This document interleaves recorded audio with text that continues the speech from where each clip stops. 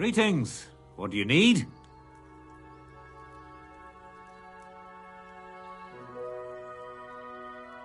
Do you live here all alone? In a wilderness like this? What wilderness? Walk a few paces and you come to a bloody great castle. And I'm not really alone. Animals are company too.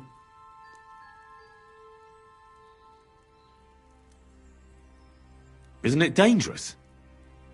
What if someone wanted to rob you? Or worse? It's true, I don't always sleep easy here. The castle may as well not be there for all the protection it gives me. You get strange people wandering around from time to time. The kind best avoided by honest folk. My advice to you is to be careful. I recently saw 2 vagabonds like that. No doubt they don't think I'm worth the effort. But I still lock the door every night and push a bench up against it. Where exactly did you come across them? In the rocks above my cottage. Be careful if you go there. So you're that Grand Master? What did you call me? Who's been telling you stories about me? It's just that I've heard you're the best fighter far and wide. Ah, so that's what this is about. I haven't been called that in a long while, lad. And who might you be? My name's Henry, and I know a bit about fighting myself. I reckon I've beaten every fighter in the region, so I got sent to you. You mean to beat me too, eh? I don't know. I'm getting too old for this sort of thing. I came all the way here to see you. I'm giving you the chance to hit me with impunity. Do I really have to try to convince you? At least embarrassment doesn't hurt. But bruises, cuts, and a broken nose, on the other hand...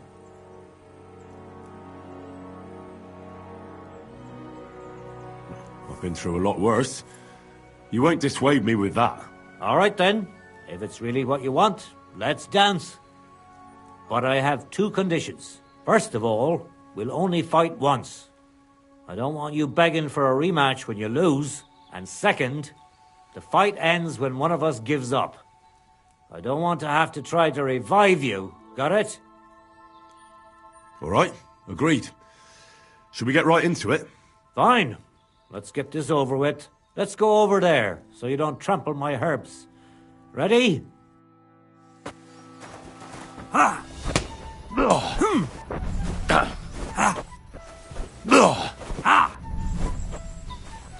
Don't slow down. You've no You just chance got against started. me! Shut up!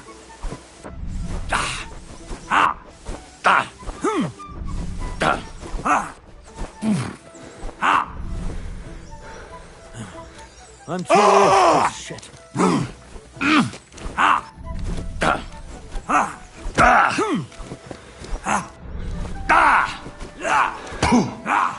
Take that! I really don't need this anymore. I feel quite hungry!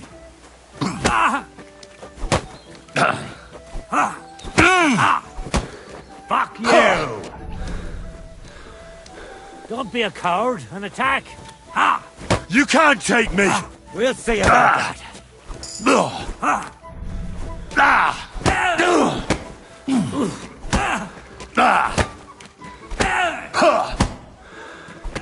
There.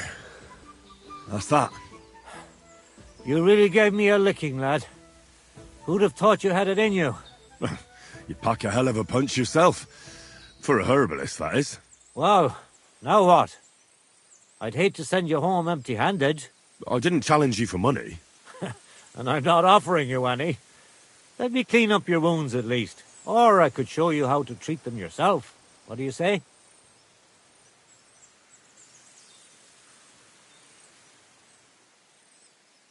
Actually, why not? I could stay for a little while. That's more like it. And listen, what if that moment were to last a little longer? I have some lovely aged mead here. We could chat a while. I don't get many visitors here.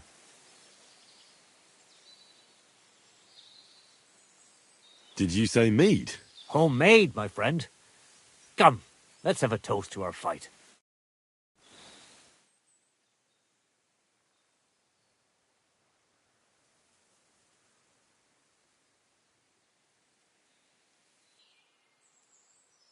Come on, have another with me. Another one? This'll be the 7th. I think. I'm not a fish. Don't be like that. You can't leave now anyway. You just puke in my flower bed and fall asleep on an anthill somewhere. Well, that's your fault for living in a hut in the middle of nowhere. It has its benefits too, you know. Aye? And what benefits? I'm my own master here. I don't give a flying toss about what's happening somewhere in the village.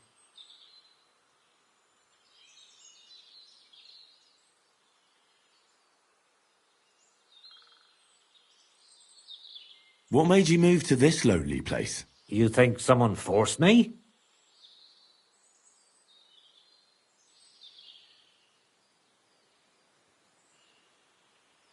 Well, I don't know. I've never met a herbalist like you. You know what, Henry? You're a solid bloke. So I'll tell you what happened. When I was about your age, I worked as a hired hand in Troskovitz, where this girl took a liking to me. Sarah was her name. But I wasn't interested in her, and I told her right away. But trouble still found me anyway. Let me guess. Sarah wanted revenge. Maybe, but she also might have been completely innocent. All she did was complain to her brother, and he put 2 and 2 together. What do you mean? Don't worry about that.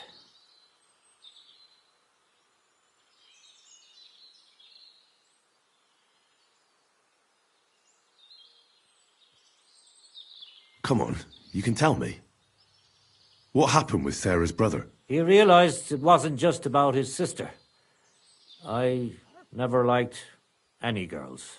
I reckon he'd found it odd for a while, and Sarah just gave him a reason to confront me about it. He gathered some of his friends, and they came to explain how they treat animals like me. But if it's true what they say about you, you beat them all up, right? Or are those just rumors? No, it's true. I'm not proud of it, but if I hadn't done it, they would have beat the life out of me.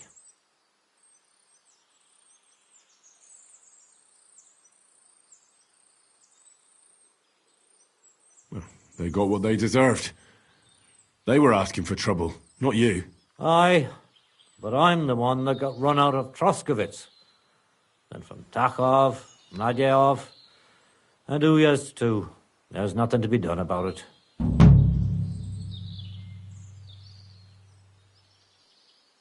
You said you could teach me something. What was it? Other than fighting, I'm pretty familiar with all sorts of herbs. People come to me with various maladies. And you always heal them? Always. Always when there's still time. Sometimes they'd be better off going straight to the priest.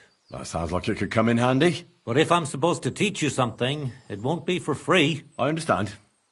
I'd be happy to pay you. All right. What do you want to know?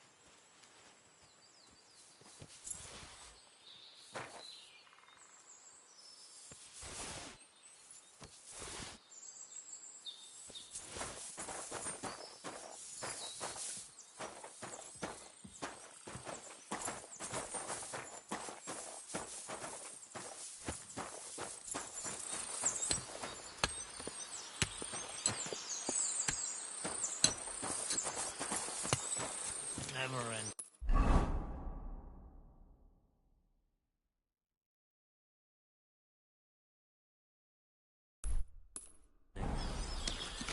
Christ, about.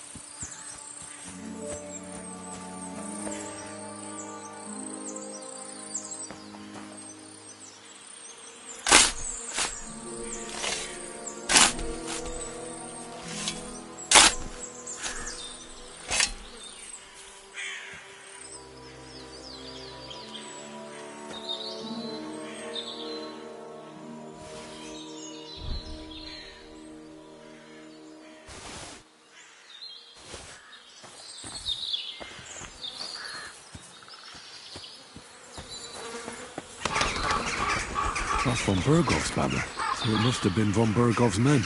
They're not the first I've found here. Someone really has it in for von Bergov around here.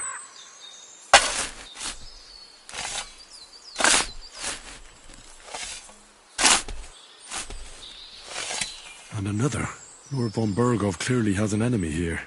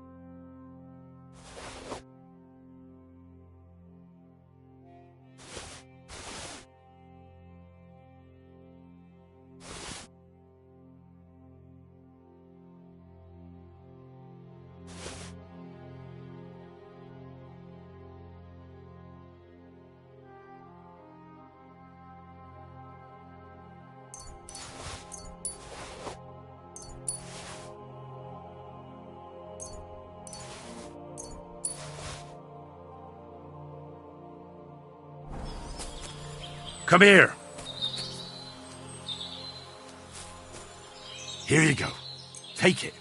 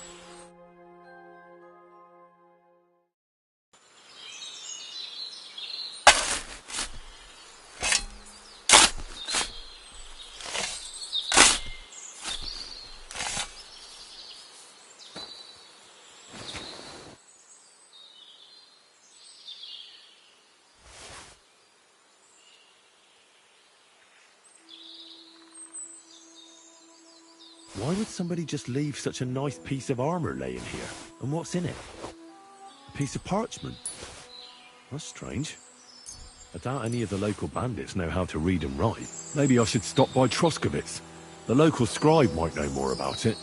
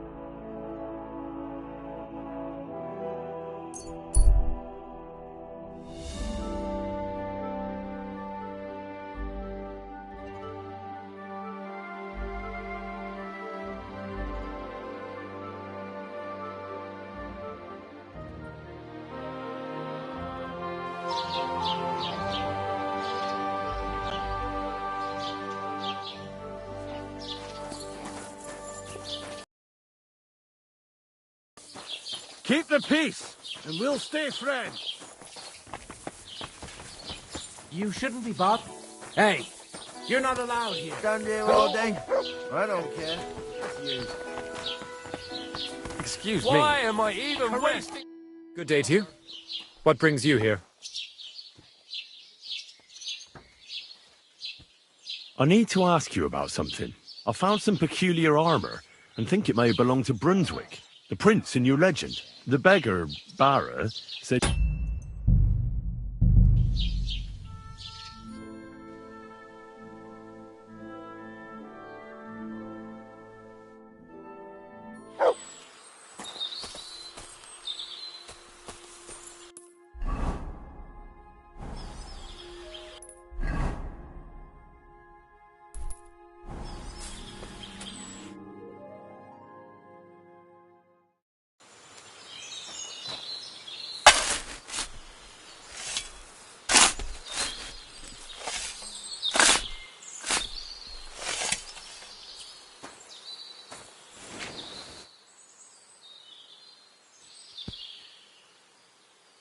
Why would somebody just leave such a nice piece of armor laying here? And what's in it?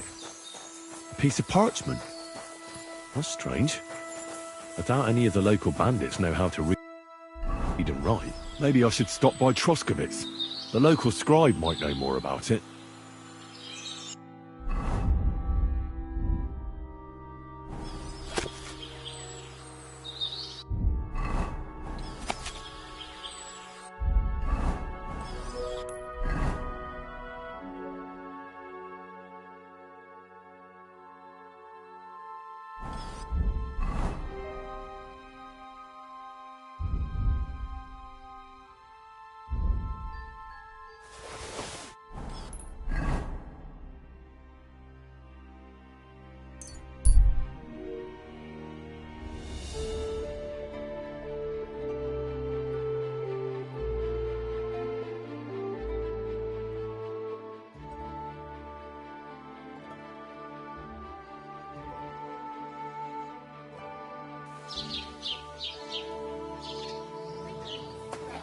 Greetings. Good doggy.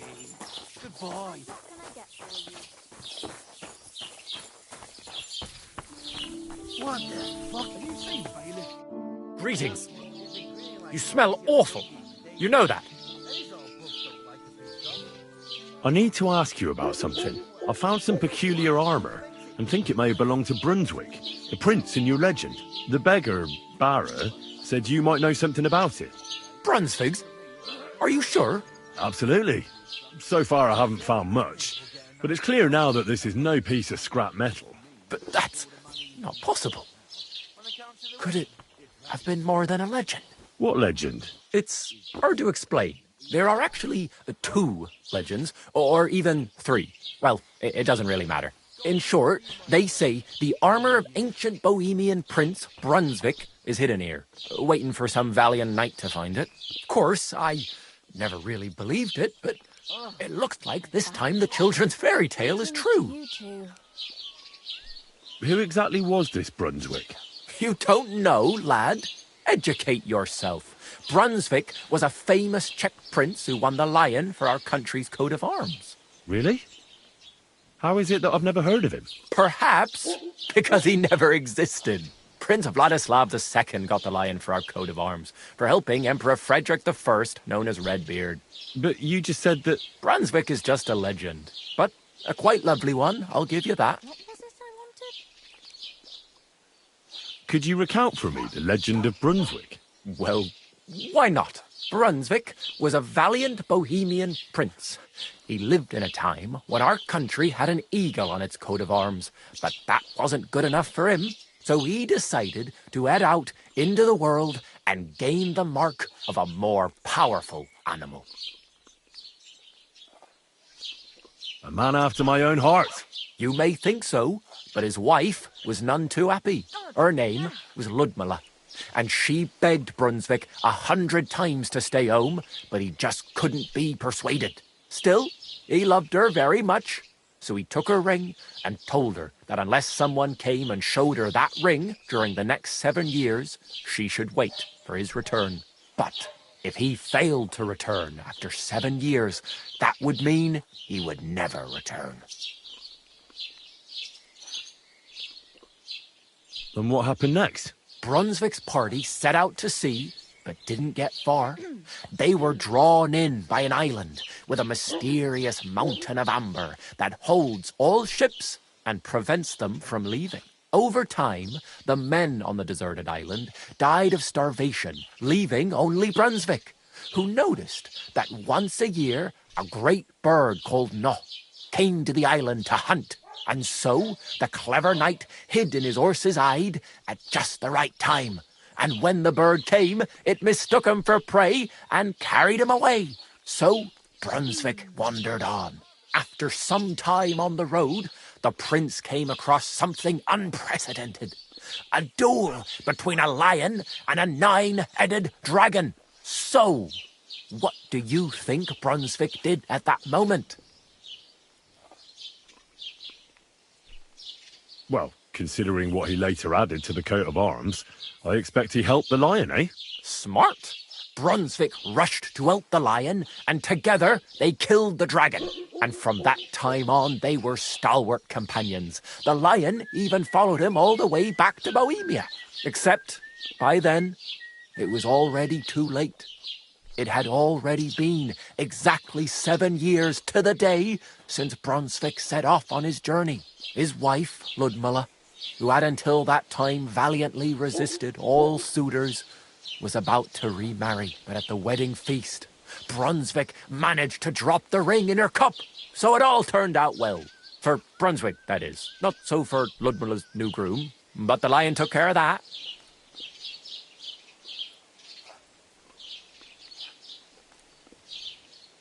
Where did Brunswick's armour come from? It is said that George the Lion of Württemberg brought it here. He was the nephew of Lord Chenyek of Württemberg, who built Trusky. This George spent a lot of time with King Wenceslas. A suspiciously long amount of time, if you know what I mean. I think I get the picture. And it is said that one day, a lion escaped from the king's menagerie, and George overpowered it with his bare hands and laid it at the king's feet, still alive.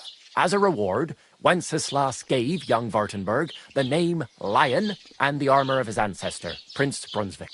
Only Sir George didn't live to enjoy it for long.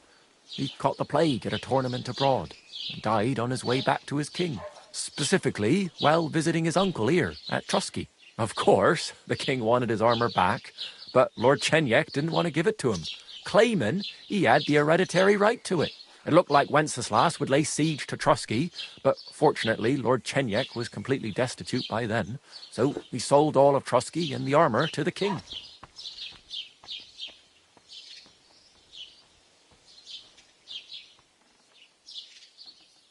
Chenyek was broke. How come? Because of building his castle. Trusky may be impressive, but it's too expensive for a nobleman. Even the king had difficulty paying for such a castle. Well, if the king was so endeared with Brunswick's armour, why did he leave it here?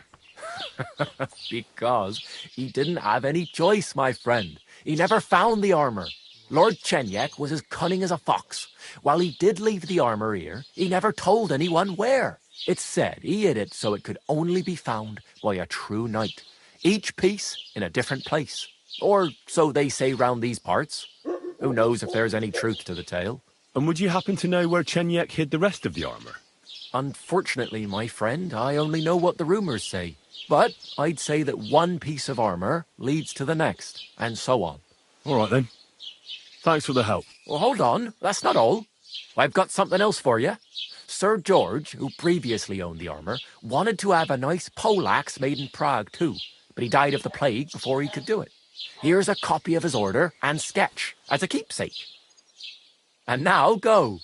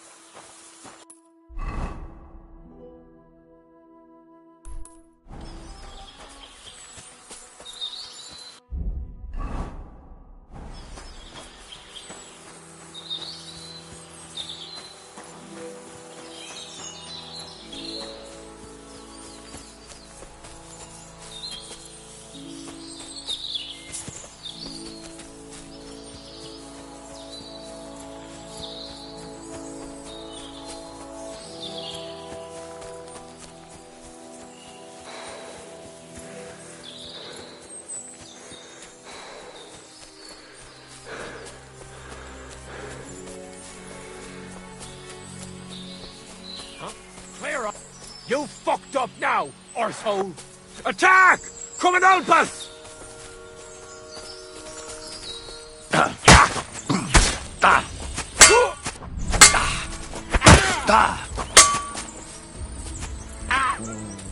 Fuck this! I'm not getting...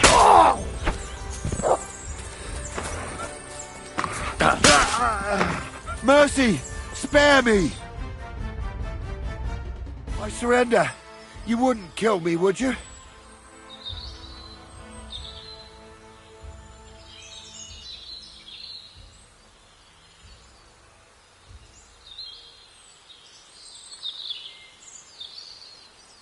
There'll be no mercy. Fight! Alert! Alert!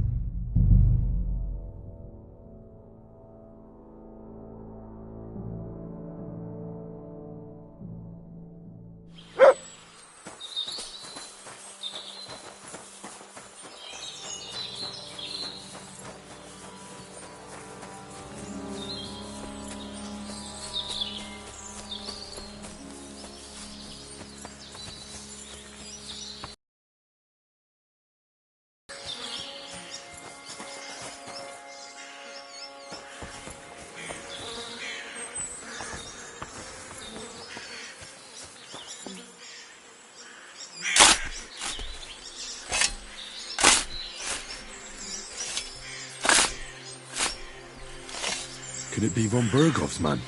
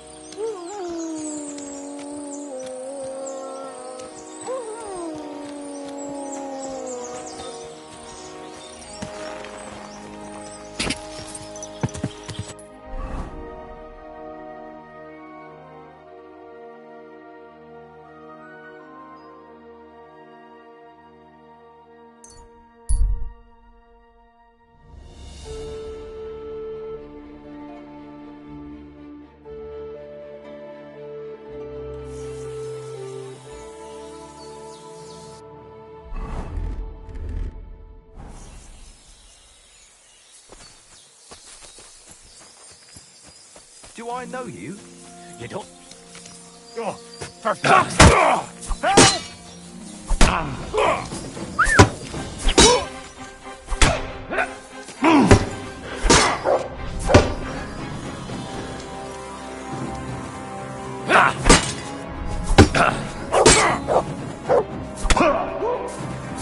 Take that!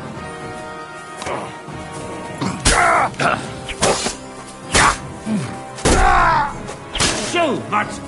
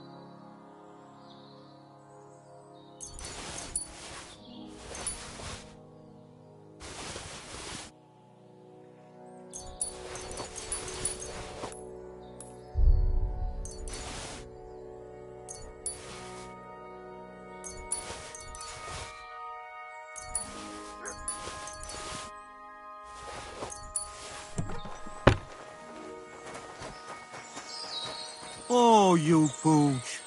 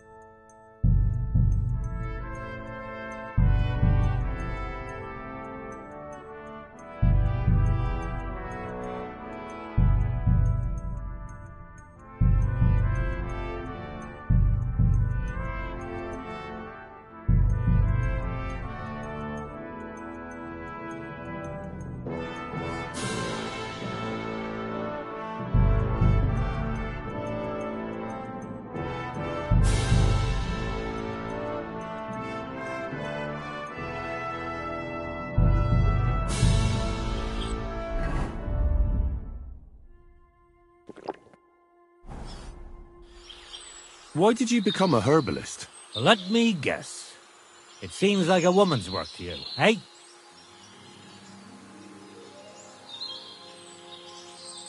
No, I didn't mean it like that. It's just that the only herbalists I know are women. You're the first male one I've met. My grandmother taught me everything I know. She used to take me with her to the forest and told me something about every herb she picked. What it's called, where it grows, and what it's good for. And in the evenings, she tested me mercilessly on everything. If I made a single mistake, I got a slap on the ear. You memorized everything? No recipes? Why? I keep all the recipes in my head and measure out the ingredients by eye.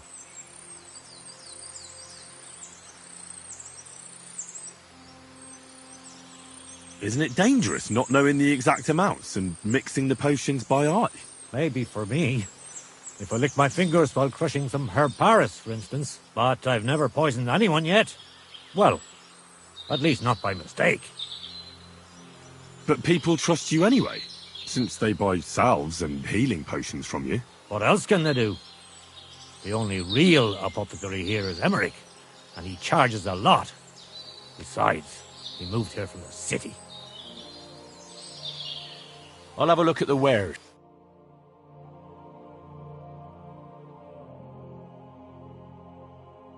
Why are you wasting my time if you don't want anything then? Eh?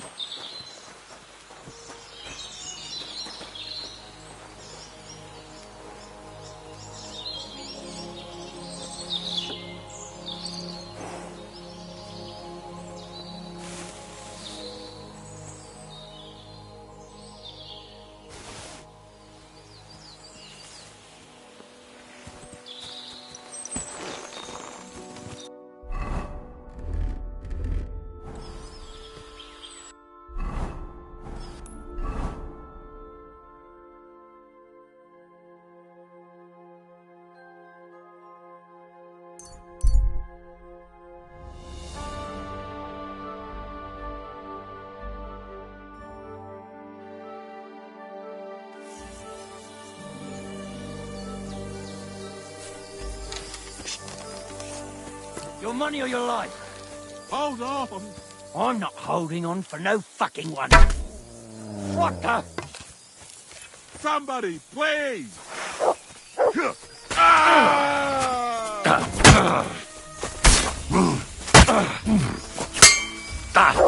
Do it!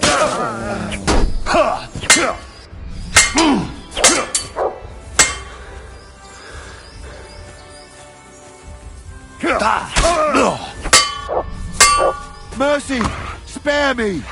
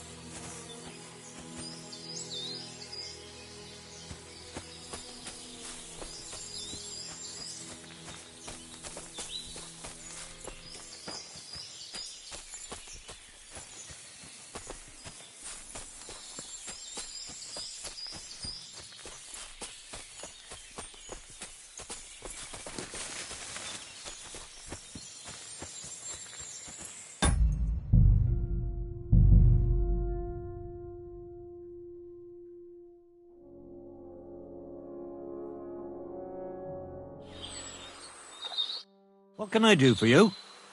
Why? Let Aye, my grand. to use what it's and then You met what? isn't it? Hey, but well, But what else? The only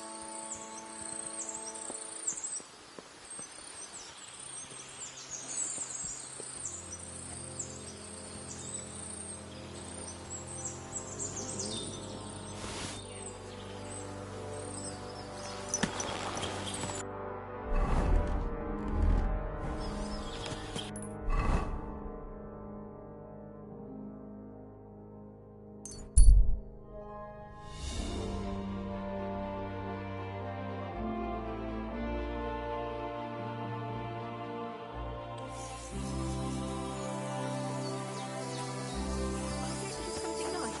Just leave me be. sick!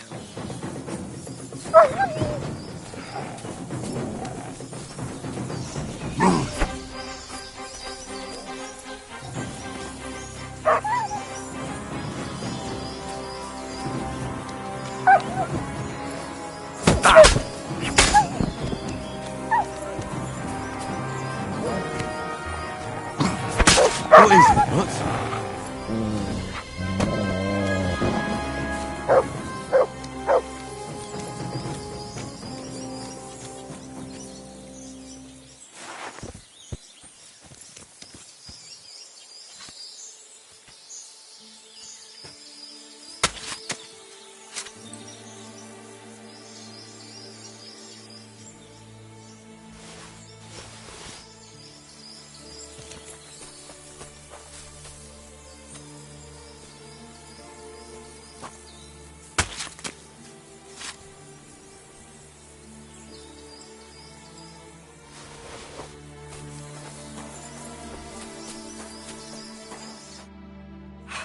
Mother of God, that was terrifying. If it wasn't for you, they'd have torn me to pieces. Thank you, lad. It was nothing, really. The main thing is you're safe and sound. Nothing, you say? No, no. I have to repay you for your bravery. Here, for you, so that you don't forget me, and thank you again. Pardon me.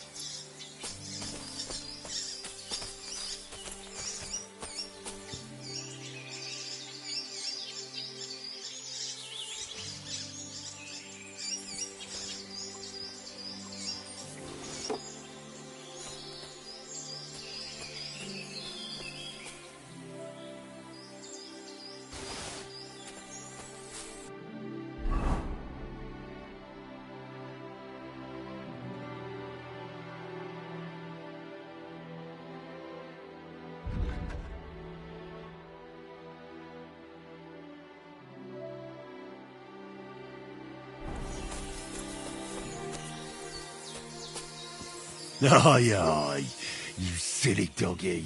Look what I have for you.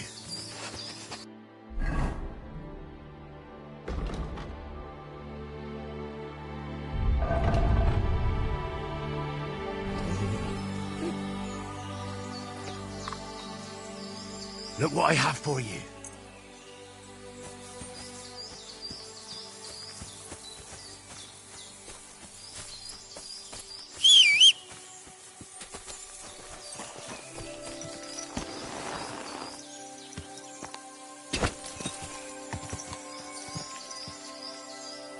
Yes?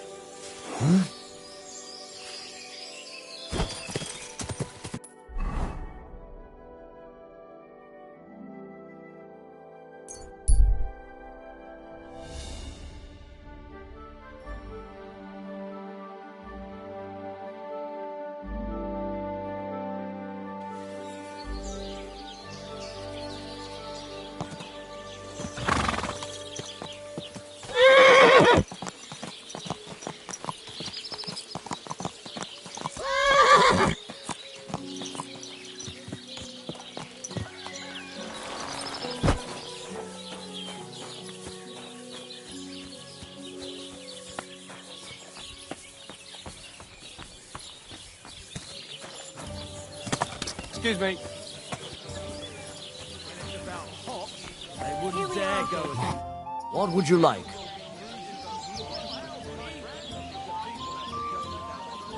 What's going on around here, innkeeper? Nothing really new. If you're looking for work, look somewhere else. Show me your way.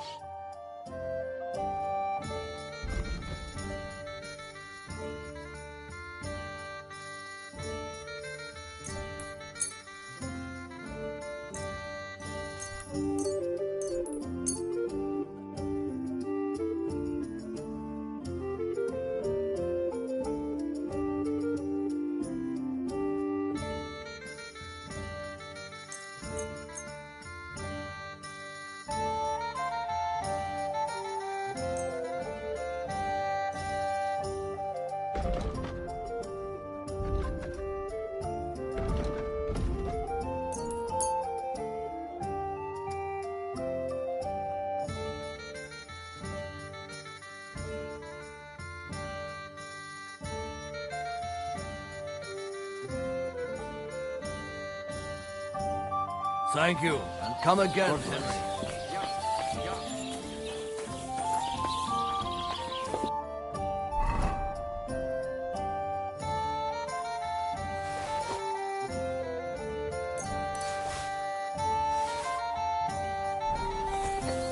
You're acting like a child.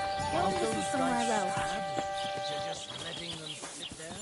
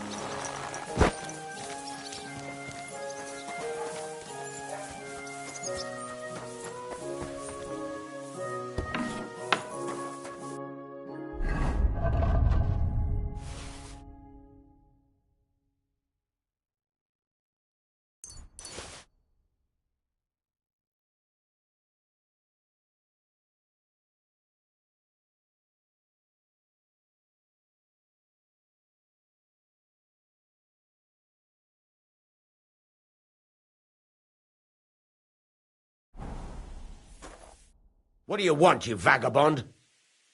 I'll have a look at the wares.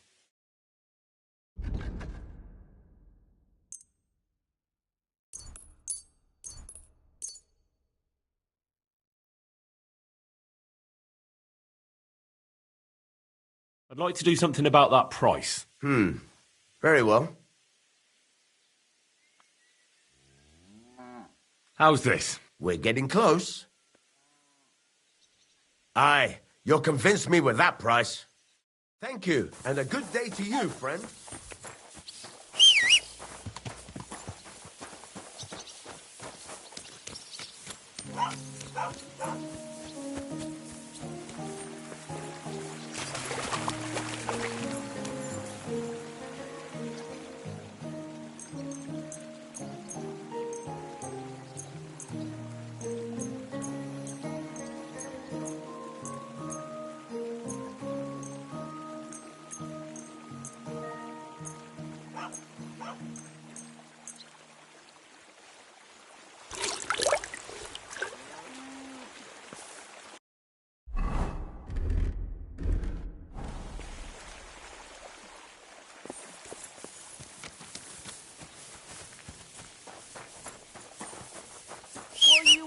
for?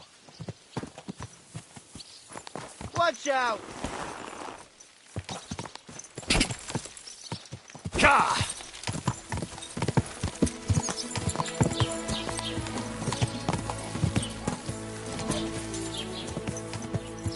Whoa!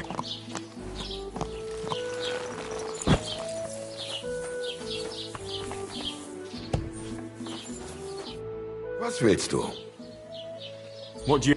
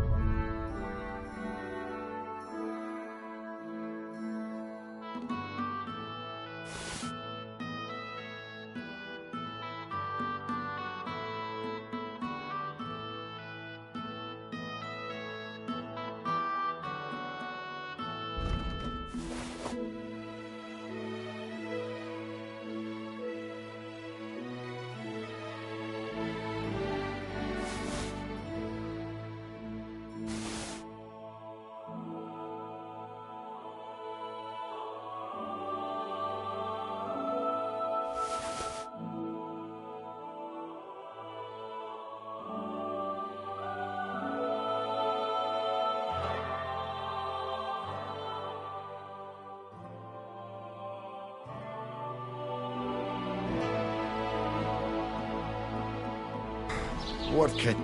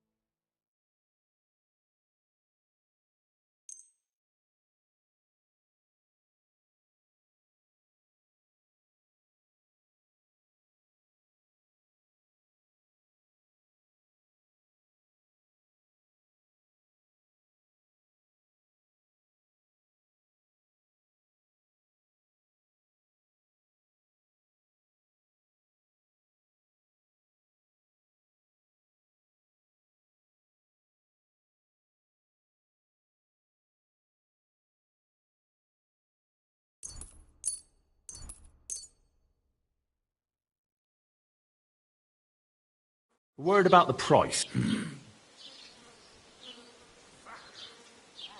What would you say to the... That's more like it. Why? You'll con... Danke. Das war ein gutes Geschäft, mein Herr.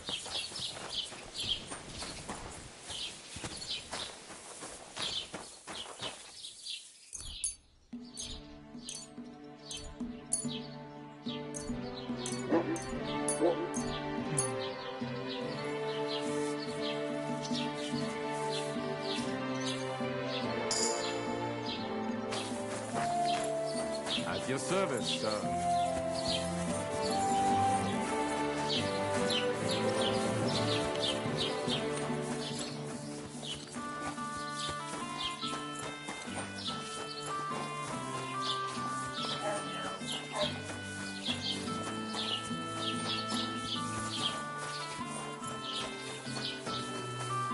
God be with you. What's the latest news, innkeeper? Nothing much, fortunately, and I hope it stays that way.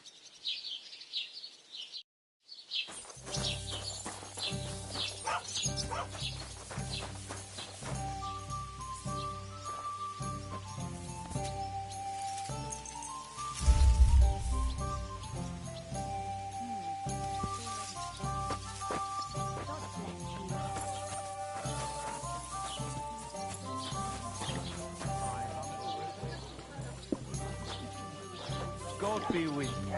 Green.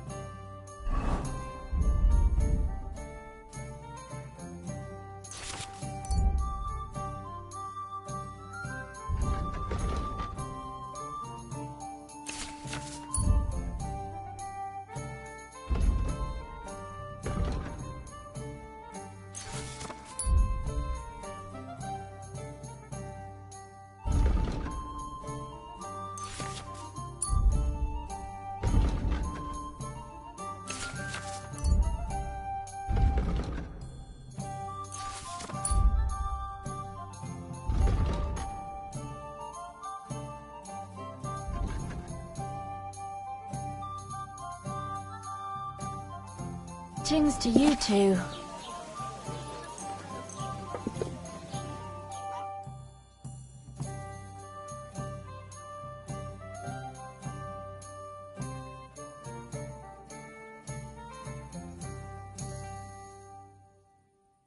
I'll be with you. Same to you.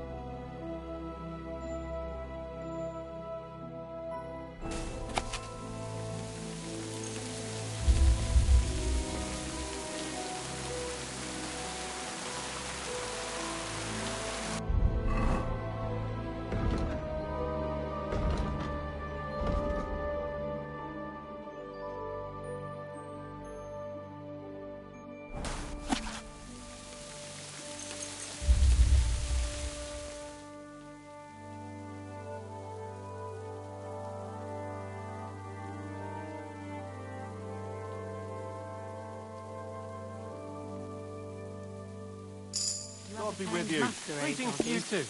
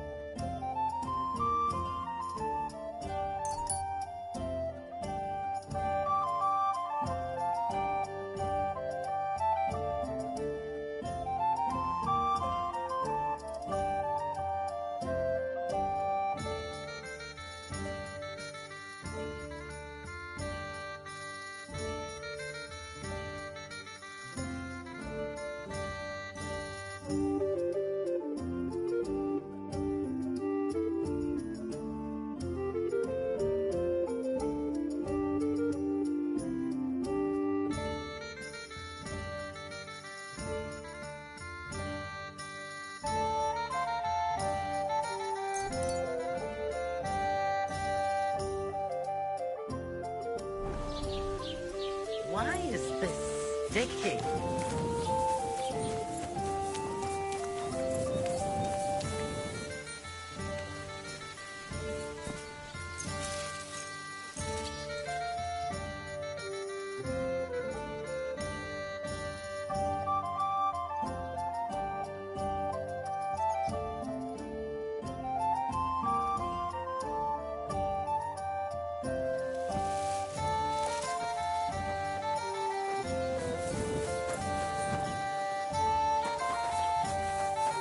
Mutt! Look what I have for you.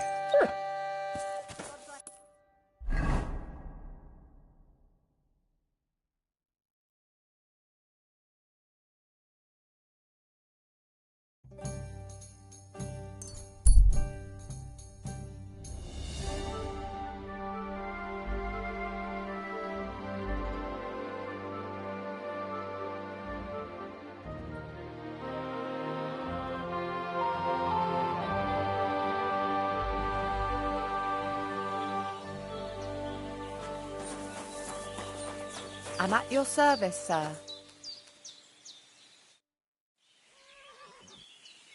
Any news about Marika? I never saw Marika so happy. Thank you, Henry. Farewell.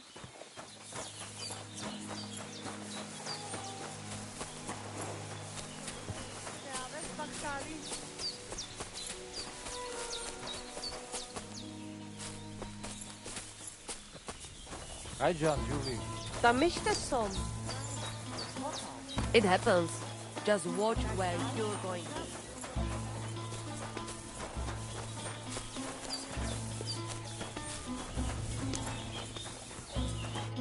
Good afternoon. God bless. Romeo.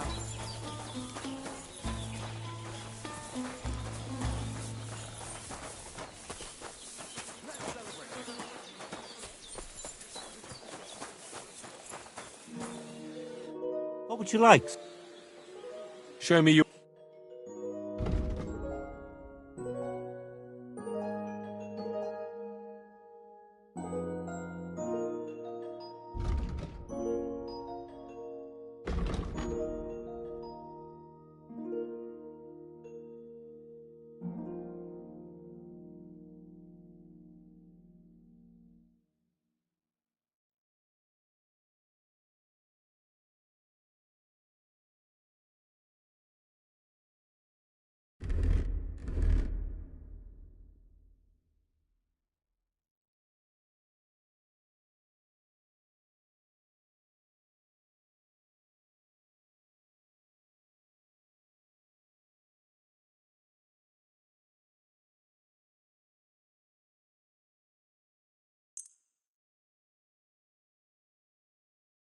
Word about the price. Well, Is this enough? that's fine. Thank you. And a good day to you, friend.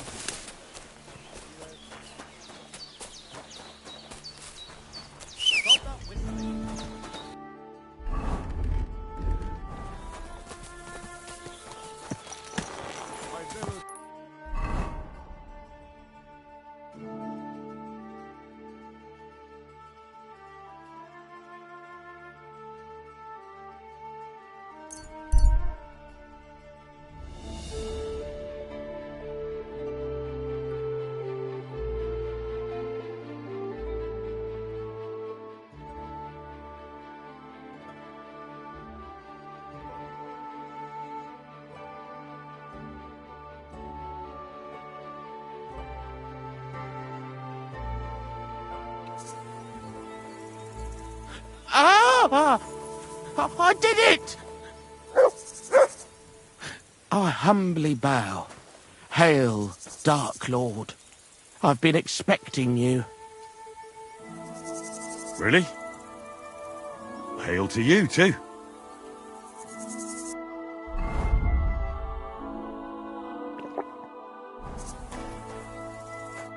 Who the hell are you? My name is of no importance. I am your faithful servant.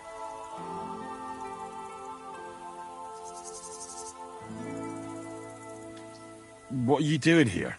Why, I'm waiting for you. I did everything I was told, chanted the words, and you showed up. You know who I am? You're testing me, Dark Lord. I know I'm not worthy of uttering your name. Speak. Your master commands it. You're the Lord of Hell. The Devil. The Dark Tempter.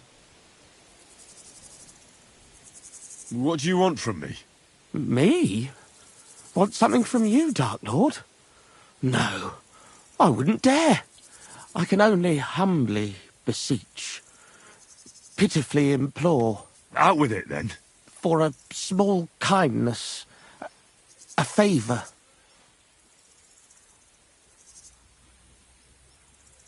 What favour? I'd like the dice to roll like they've never rolled for anyone before, and win every game.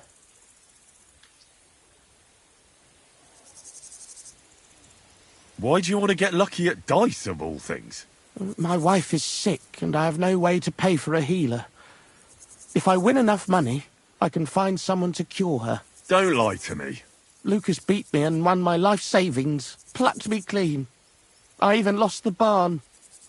He must be cheating somehow, I'm sure of it, because there's no way I could be that unlucky. So I want to turn the tables on him. I'm going to take everything he's got. Give him grief, the fucker.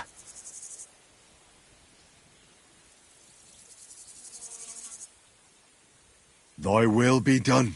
Really? Thank you, Dark Lord. I'll be indebted to you to my dying day. And when I die, my soul will be yours, won't it? That is the price? Keep your soul.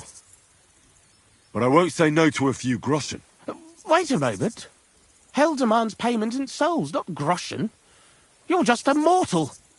You fucking crook! Swindler! Damn it. All that preparation, learning everything by heart, and all for nothing. Oh well, I'll try again another time, and somewhere else.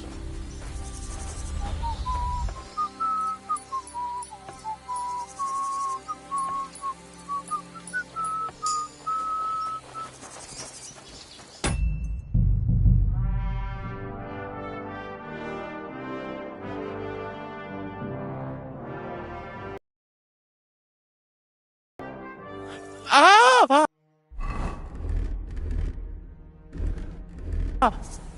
I did it! I humbly bow. Hail, Dark Lord. I've been expecting you. You've been waiting for me here? Why, yes. Yes, I have. But no need to waste words, my lord. Who the hell are you? My name is of no importance. I am your faithful servant. What are you doing here? Why, I'm waiting for you. I did everything I was told, chanted the words, and you showed up. You know who I am? You're testing me, Dark Lord. I know I'm not worthy of uttering your name. That is true. Not just anyone can say my name. Certainly not you, human worm. Of course, Master. What do you want from me? Me? Want something from you, Dark Lord? No, I wouldn't dare. I can only humbly beseech, pitifully implore. Out with it, then. For a small kindness, a favour. So you're imploring, are you? How dare you, you miserable worm. Such impudence! Get out of my sight, or I'll have you dragged into hell. All right, I'm off. Just don't take me with you. Lord in heaven, have mercy. Our Lady of Grace, forgive my blasphemy.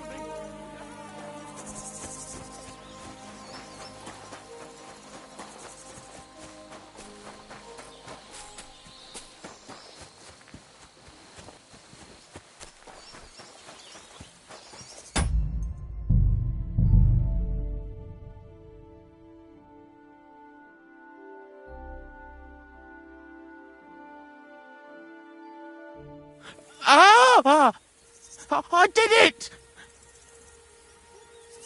I humbly bow. Hail, Dark Lord.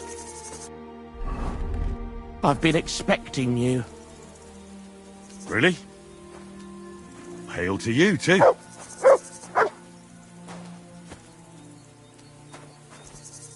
Who the hell are you? My name is... What? And you... You know... You're... Speak. You're... What do you want from me? Me? Want something from... Out with it. For a... You're sorely mistaken, fella. I'm nothing but a mere mortal. Mortal? But you showed up here just as... Well, what does it matter now? If anyone asks, we've never met. You here? Damn it. All that preparation, learning everything by heart.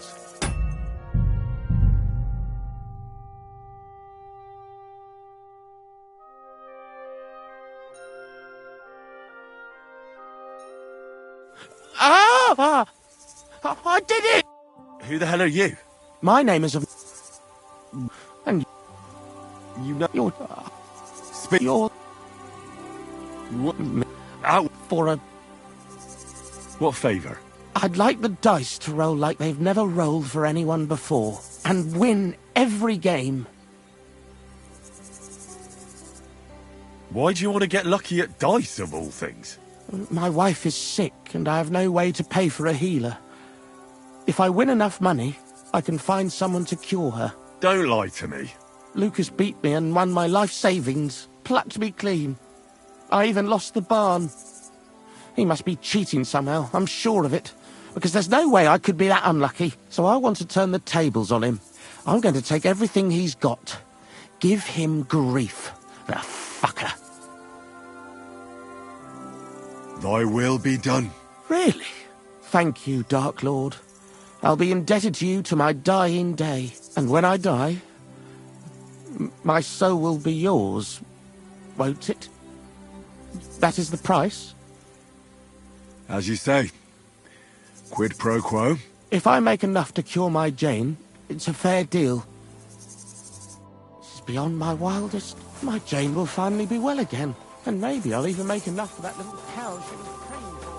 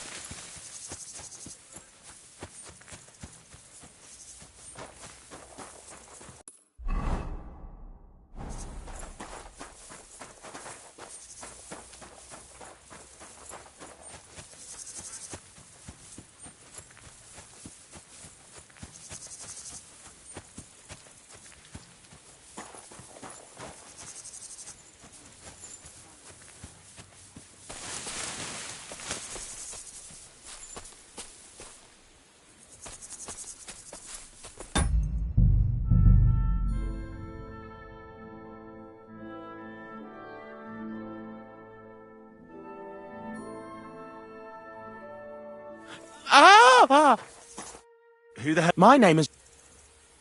And you know you're... Speak. You're... What? Out for... What? And... What? Don't like... Luke Platt. So I'll... Thy... Really? And when... As you... If I... This is beyond my wildest... My Jane will finally be well again.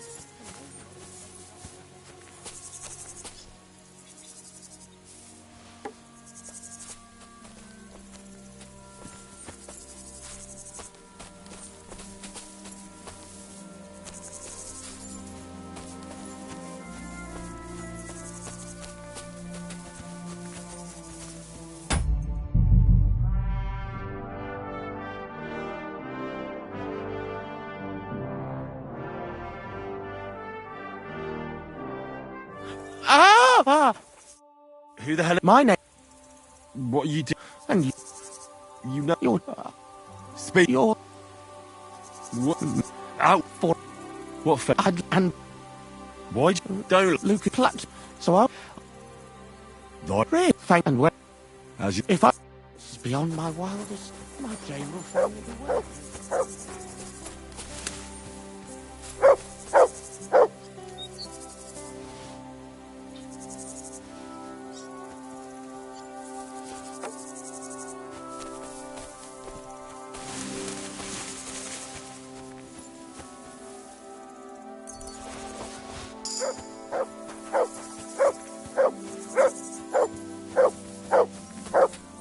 What's that you got?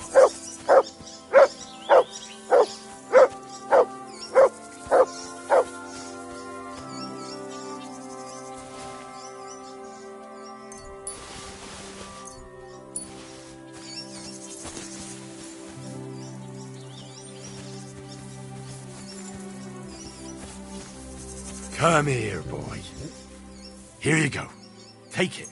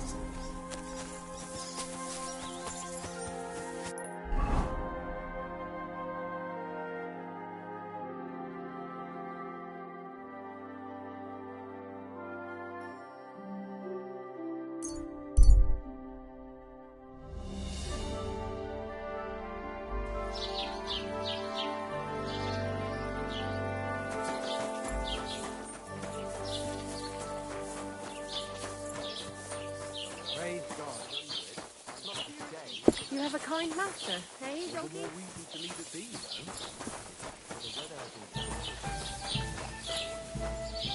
I was wondering if you'd lend me your bullock when it's time to sow winter grains. I need to plough him off when he wants his revenge. What if you lent me the bullock on Lord's Day? You're not going to plow on Sunday, are you? No, we're not.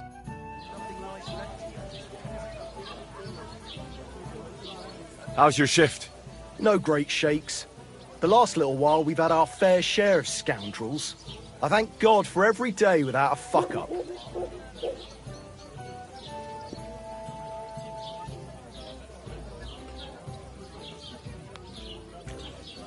What's the situation with hunting game around Troskowitz? I don't know why you're asking, but it's strictly forbidden, of course. Only the local lords can hunt game. But if you're interested in gossip, then There's poachers running around the forest, and they're worse than wolves. But it's all them fucking nomads' fault. Since they came to the region, they brought nothing but shit. It started with stealing hens, then the odd sheep disappeared here and there. And it's up to me to solve it.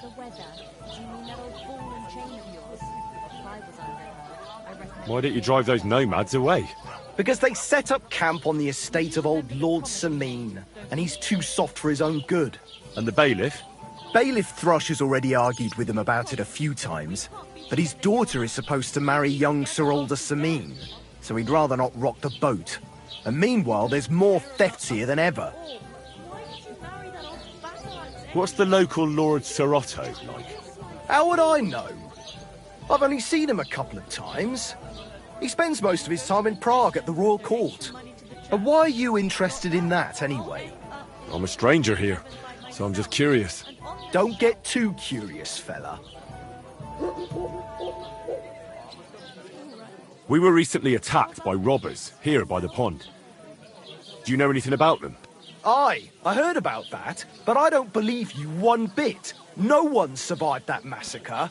Them bastards murdered a young nobleman there with his entire company. No, that's not... I'd advise you to leave it be. We'll catch them soon enough.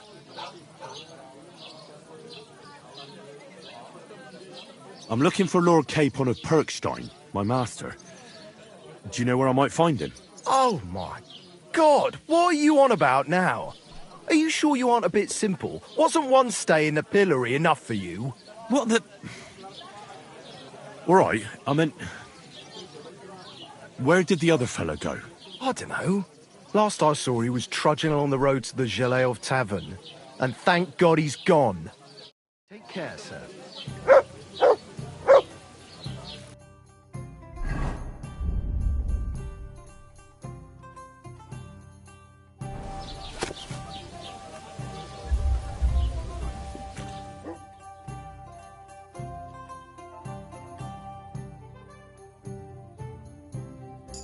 You have a kind master, eh? My...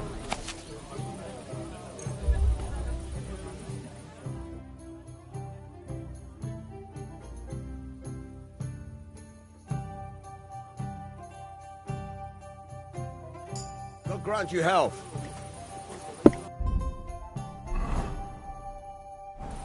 Did Bailiff Thrush tell you Tell me what? what entertainment he's got planned for the wedding?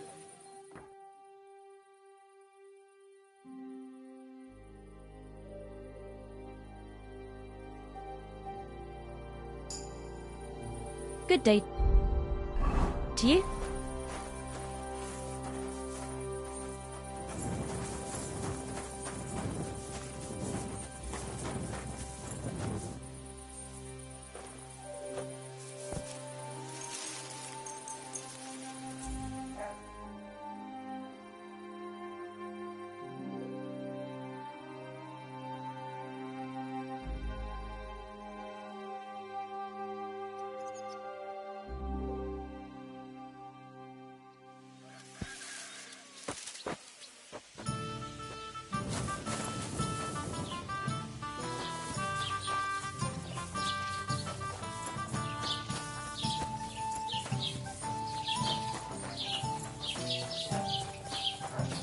God be with you. Keep the peace, most sage friend.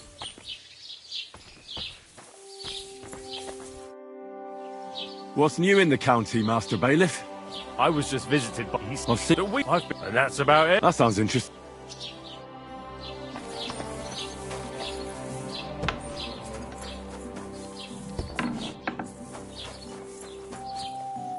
Good day to you. What brings you here? What do you have for...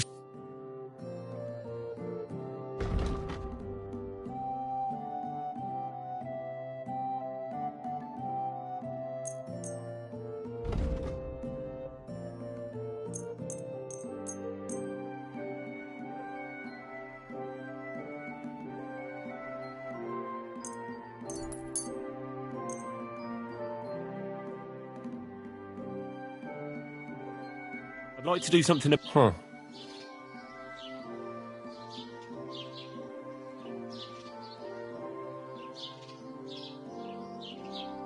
Do you accept? That's still too much. Aye, you'll convince me with that price. I'm glad you found what you were looking for, sir.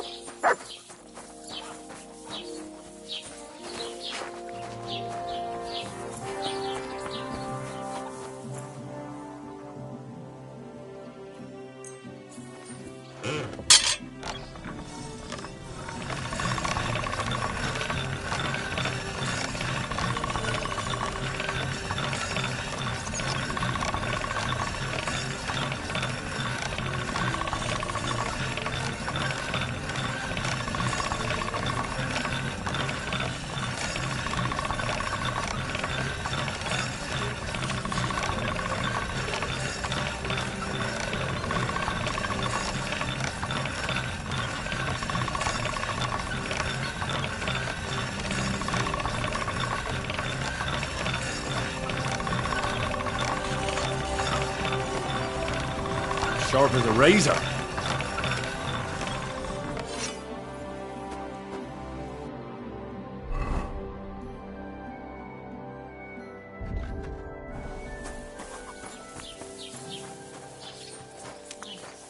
Good day to you.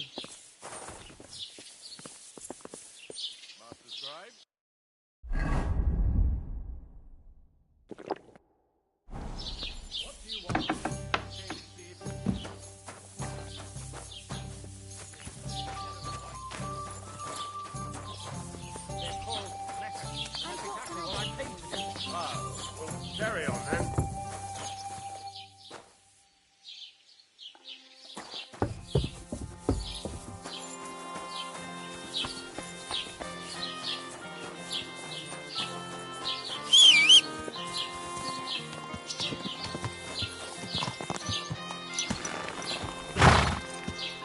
Yes?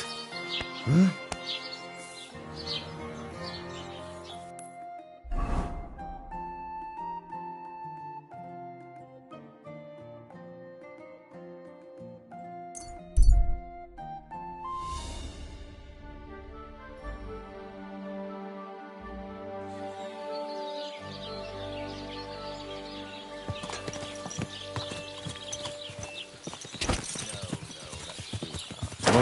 Whoa. You have a kind master, eh, Mutt?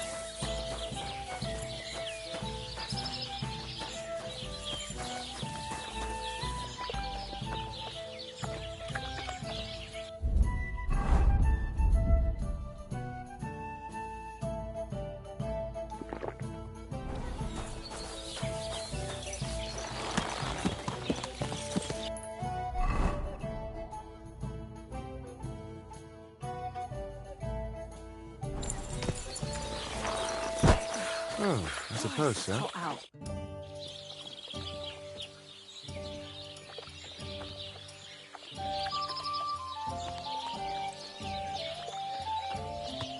What's new around here? You should pay a visit to Old Mouth sometime. He's our local storyteller, you know. He could tell you all sorts of interesting things.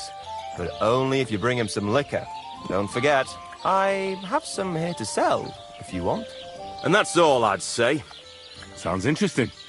Thank you, innkeeper. You having problems with the Jellyevites? Not just me, my friend. They're the biggest bastards around. They've been nothing but trouble for years. The winter before last, they piled snow in front of everyone's doors at night, so no one could get out of their house. And last year, they broke into my cellar and pissed in my beer barrel. Gracious. I hope you got your aim back on them. Not yet, no. But since you're here, I've got a plan you could help me out with. I'd pay you well. You can count on that.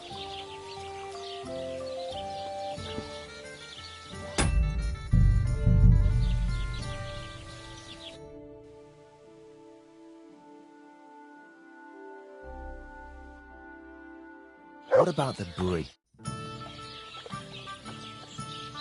What's new around here? You should pay a visit to Old Mouth sometime. He's our local storyteller, you know. He could tell you all sorts of interesting things. But only if you bring him some liquor. Don't forget, I have some here to sell, if you want. And that's all I'd say. Sounds interesting. Thank you, innkeeper. Can I spend the night here? We're not set up for that here. I'll pay you well if you let me spend the night here every now and then.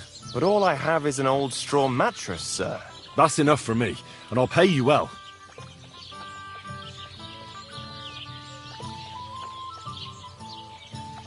I'll have a look at the wares.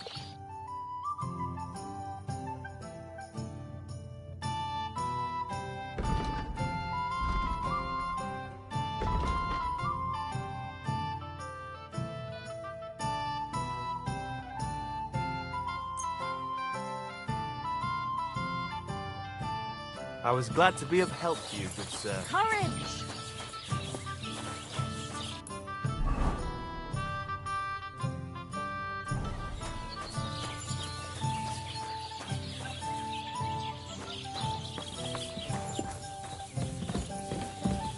What a Christ, it's hot out. Aye, good old beer.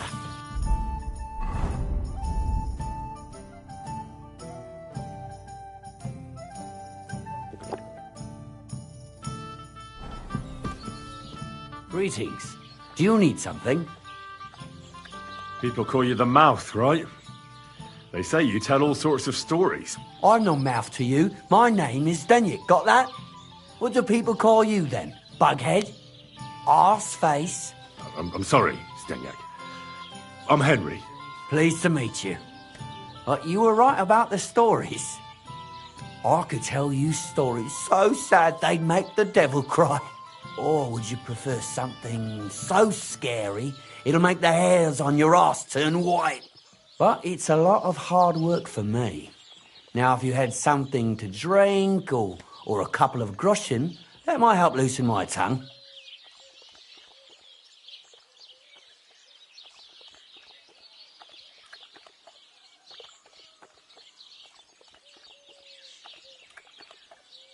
I know quite a few stories myself. How about a trade?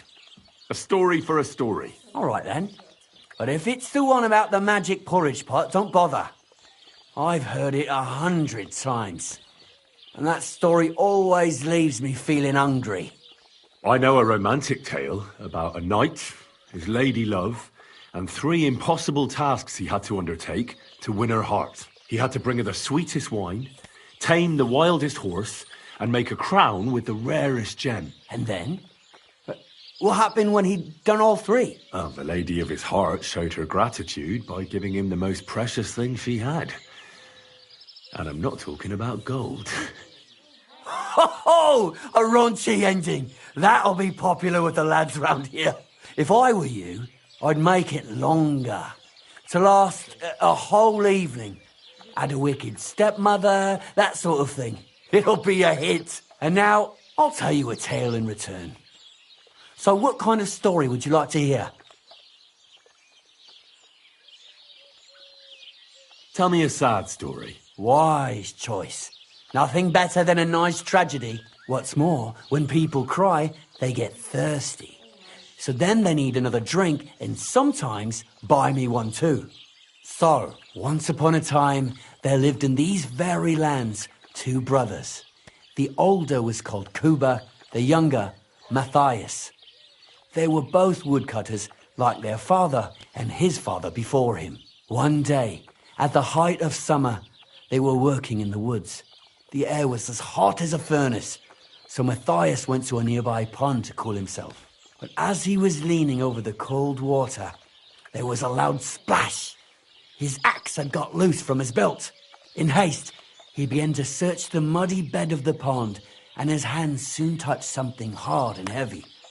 He pulled it out and could not believe his eyes. He pulled out an axe. Yes, but not his old one. It was an axe made of pure silver. Good God. I'd grab that without a second thought. Maybe you would, but Matthias would never. He was an honest man, and with a big swing he threw the silver axe back. He searched the pond again, and this time he pulled out his own axe. Nothing but dull iron and old wood.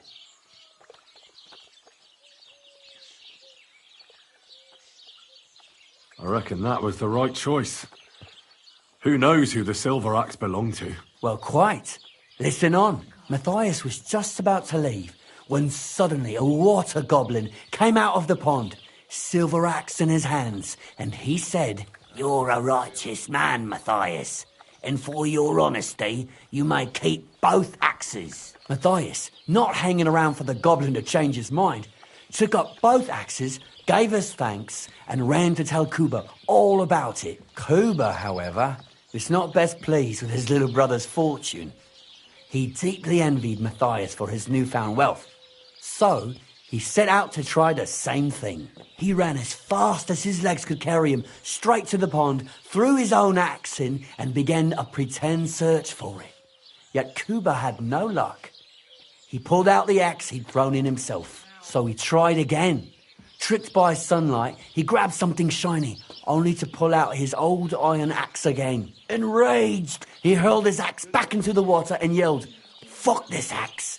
I want a silver one." But the water goblin heard his shameful cry and was greatly upset by Kuba's greed. So, when Kuba reached down into the water for a third time, the water goblin seized his hand, pulled him down whole to the dark depths, and drowned him. Oh, that's so cruel.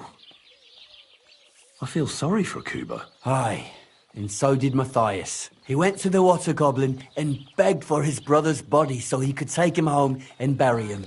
But the path back from the pond led over a steep hill, and carrying the weight of the waterlogged body exhausted Matthias. He stopped to rest by an old oak tree, and he used a silver axe to cut off a branch that would serve as a walking stick. But it wasn't enough. Somehow, it was still getting harder to continue up the hill. Then Matthias realized it wasn't his brother's body that was weighing him down. It was the silver axe. The axe was the cause of all this trouble. So he started bashing the silver axe against a big stone with all his might, trying to destroy it. Yet no matter what, he couldn't even make a dent. With the last of his strength, Matthias climbed to the top of the hill. He knew he could go no further, so he found a pretty spot with a view over the valley and dug his brother a grave. There, he buried both his brother and the silver axe that had brought such pain upon them. His final act was to stick the oak branch in the ground by the grave.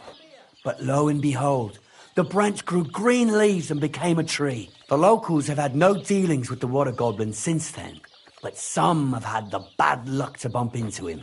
And when you walk by the pier, where it all happened, you can still hear his chuckling.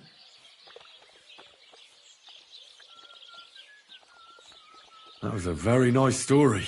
Story? What story? It's the truth. Well, why hasn't anyone gone looking for the axe then? Because it brings misfortune. Didn't you listen to me at all? Look for yourself if you wish. Rock Tower Pond isn't far from here.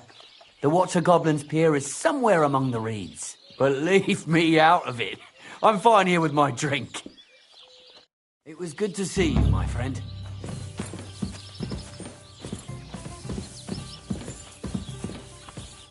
What would you like, sir? I'm sorry.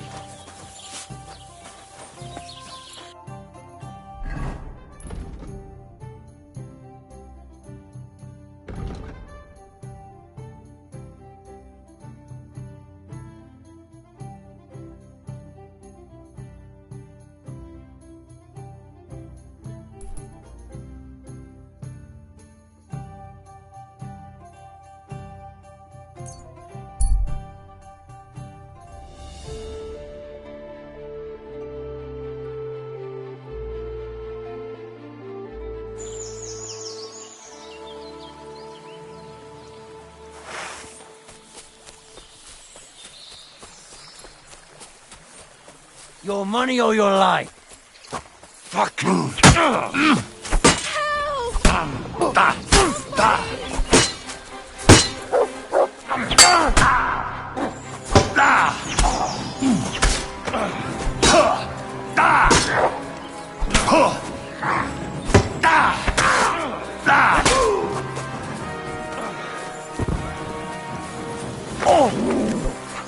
Show your stuff!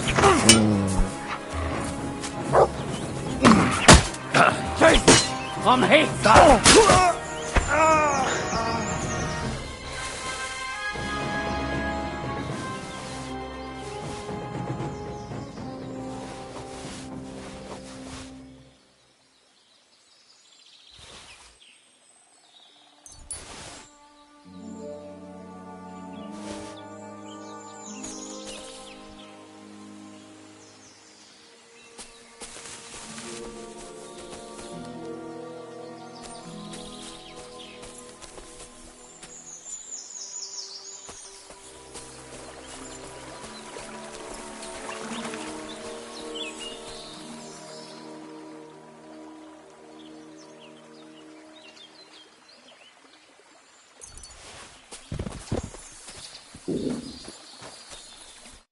Thank you, lad.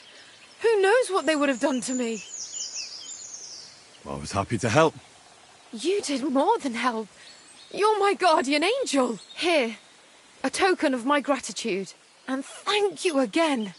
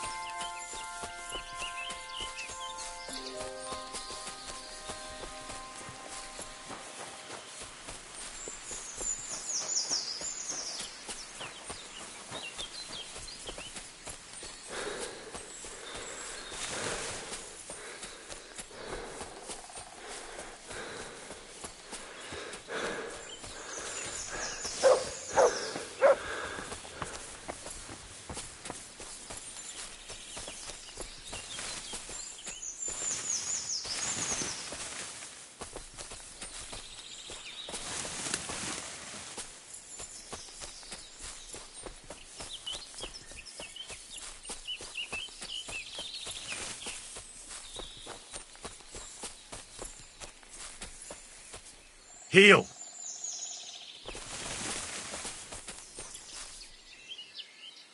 Aye, come here. Here you go. Take it.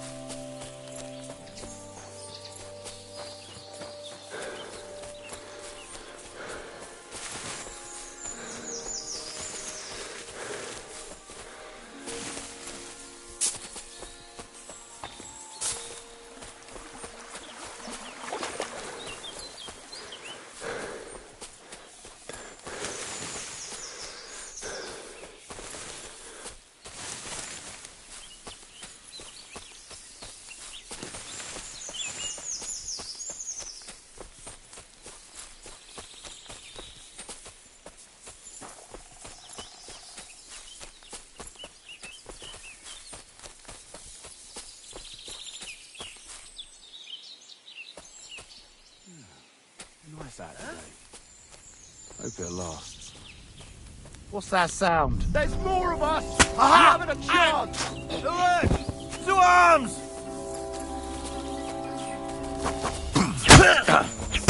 Yeah!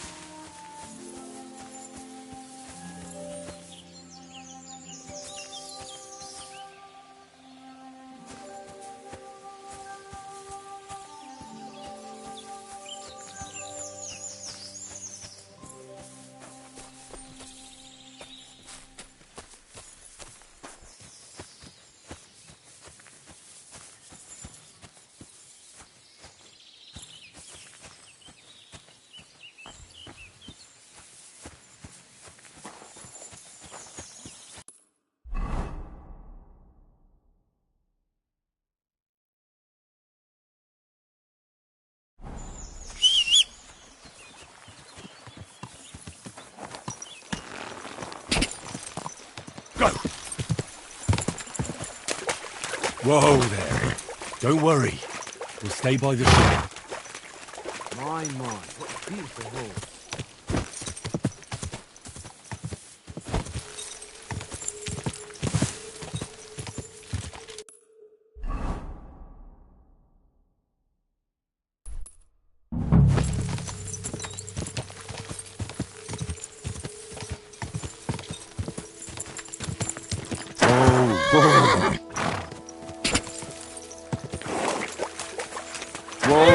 Whoa!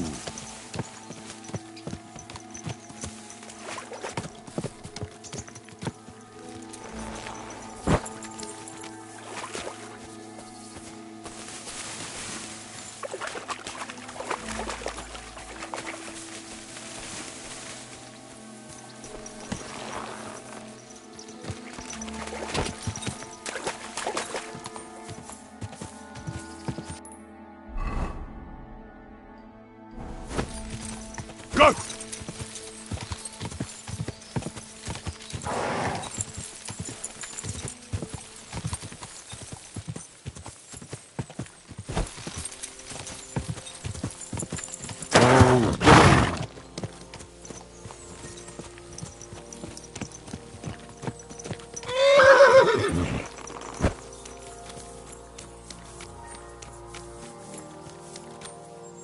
Could this be the pier from Zdeněk's story? He said Matthias carried Kuba's body up the hill from here, up to an old oak tree.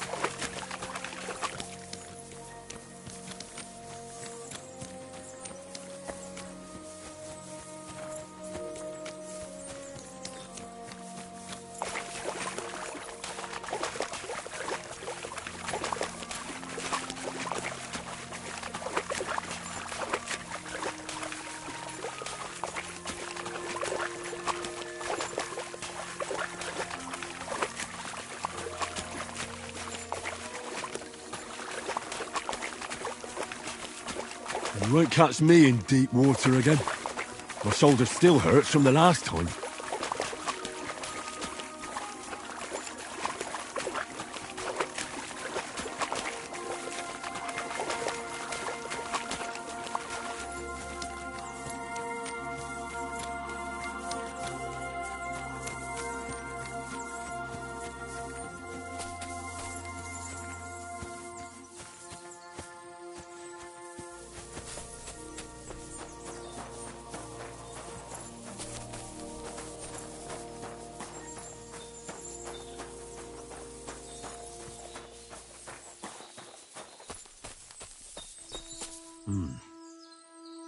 Well, there really is an old oak tree here.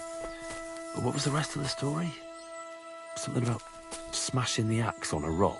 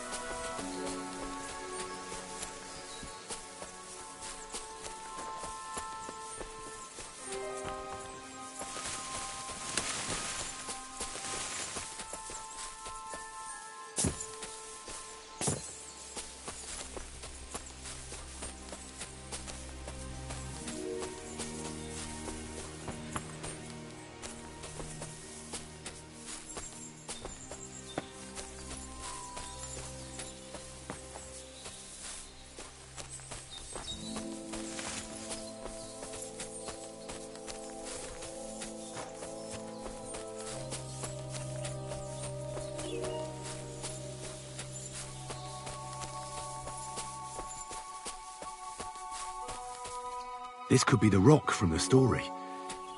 I'm on the right path.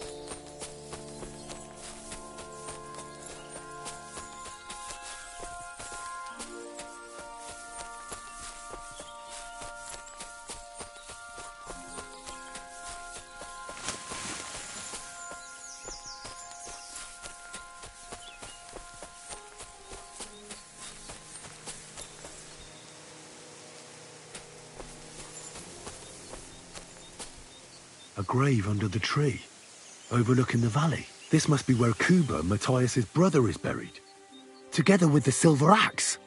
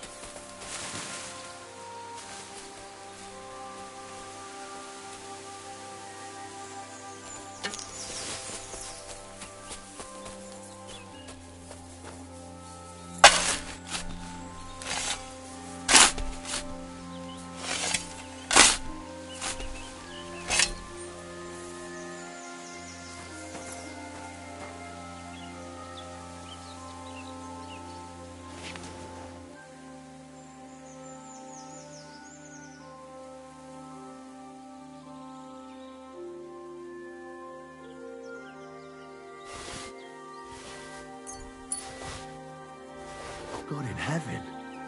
This really is the axe. All those years in the earth haven't treated it well. I hope I can fix it.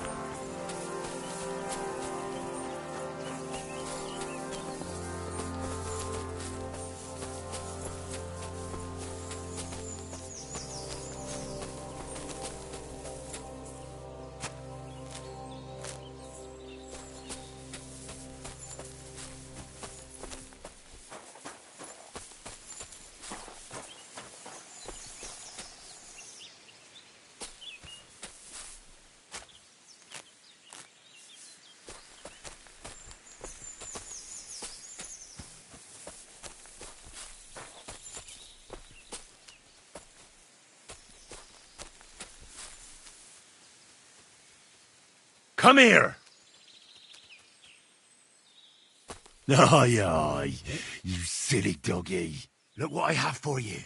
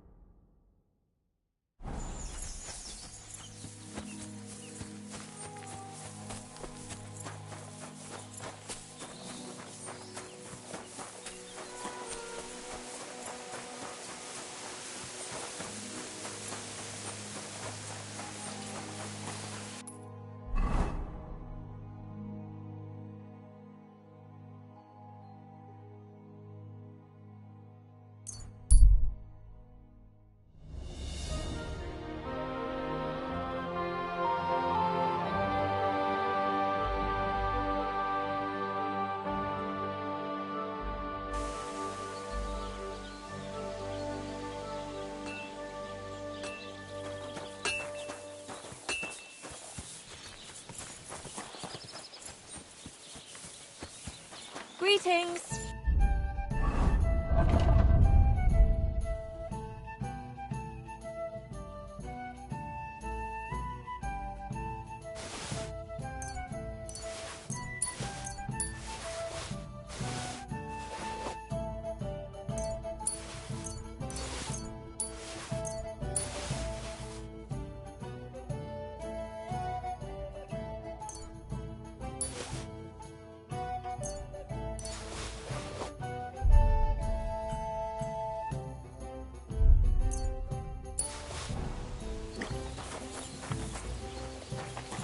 You silly doggy.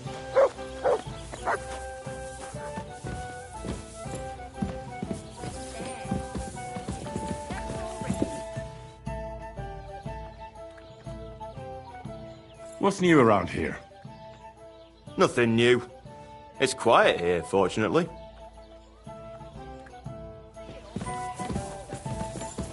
Today's batch turned out well, eh?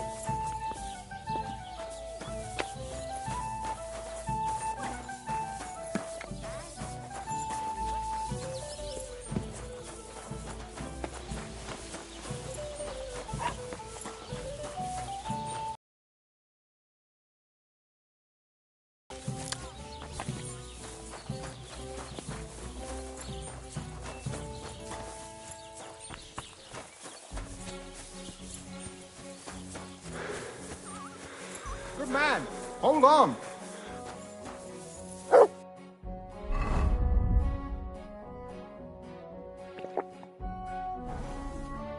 What's going on?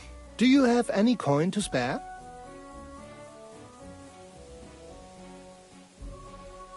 Tell me, how come you're begging? What happened to you? Allow me to disabuse you of your misconception. I am no beggar. I simply find myself in a bind compelling me to rely on the kindness of good people. So, you're begging? But I'm not a beggar.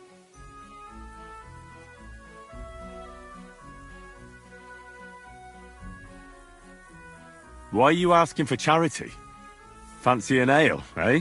The amount you're looking for, it sounds like you plan on downing a whole keg. That wouldn't go amiss, but really, I need the coin so I can travel to Vlashim. That's quite a way. I've always found it to be a day or two's ride. But I don't see any horse. I don't have one. That is true. I'll join a caravan, ride along, pay for my way, my provisions and such. Begging, but not a beggar, and he needs money to get to Vlashim. Oh, I've come across a fair few beggars before, but none have ever said that to me. Must be a coincidence? Look, you can tell me what's going on here. I can't. You're prying way too much as it is. I'm not going to do you any harm. What would I get out of that? If you're some sort of thief, so be it. Do I look like a catchpole hunting down criminals? That's the last thing I need. If you tell me what's going on, maybe I can be of help. My name is Odelin von Wottitz. My father is Albert von Wottitz. So you're a nobleman? That I am. What really happened? I escaped from prison. Why were you in prison? I was a hostage. My father fell out with a couple of noblemen from the League of Lords. This rankled them, so they ambushed me one day as I was running errands for my father. Then everything happened so fast. Do what they said. These are tough times, eh? How did you escape? Well, I gradually figured out who was guarding me and when. One of the guards used to come into my chamber and talk to me from time to time. You had a chamber? No dungeon? No. You don't keep a nobleman detained like a murderer, waiting for the news. I had a room where I was guarded. All right. Carry on. Well, I steadily worked on that guard. Once he was convinced I wasn't going to escape, he stopped being so attentive and I managed to pinch his key. Then I just snuck out that night, and that was it. Sounds like you got pretty lucky. Lucky or not, I had no wish to spend another moment in that chamber.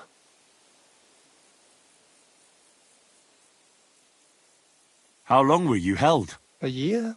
Perhaps a year and a half? Yes, that seems about right. What are you going to do now?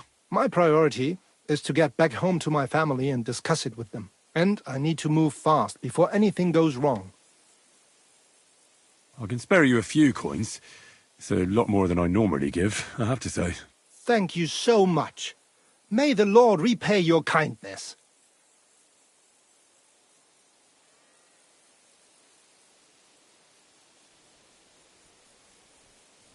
Farewell. I hope you make it home safely. Thanks.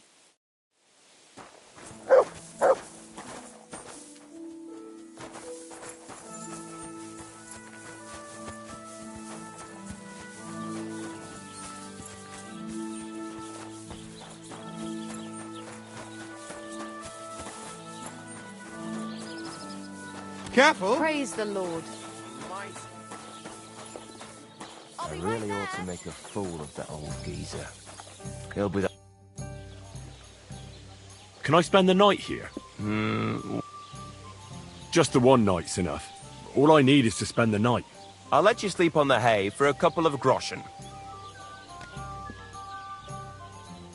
All right. I'll pay. Here's some groschen for you.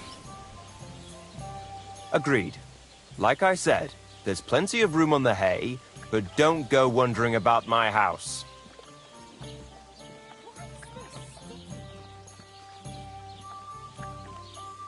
Where should I lie down? You can sleep up there in the barn, but be careful. The ladder is all rickety. Aren't those dice sad you're just letting them sit? Did you hear about what happened at the big mill? At the mill? Yeah. The place by the Zhehorodka stream. What then? Has the water sprite been up to his mischief again? You could say that. They found a dead body stuck in the wheel on Sunday. You're kidding. Who was it? Some vagabond. God rest his soul. And get this. Miller Boschka says he was in the water at least a week, judging by the state of his body. So what? Somebody did him in and chucked him into the water. But the river there has a powerful current. The dead man had been floating down the river for at least a week. Without anyone noticing? Exactly. And that's not all. The dead man had a gold chain round his neck. Can you believe it? Someone bumped him off and didn't even rob him. That is strange. I reckon something devilish was involved. You don't see something like that every day. Well, I'll be going then. Farewell!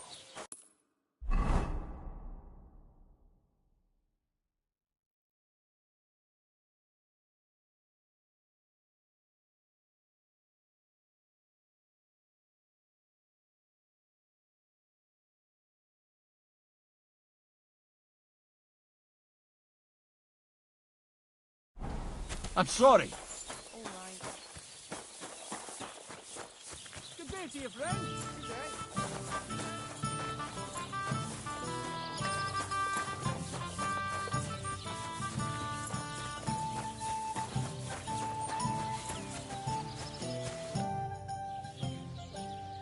Where should I lie down? You can sleep upstairs in the barn. There's plenty of room on the hay.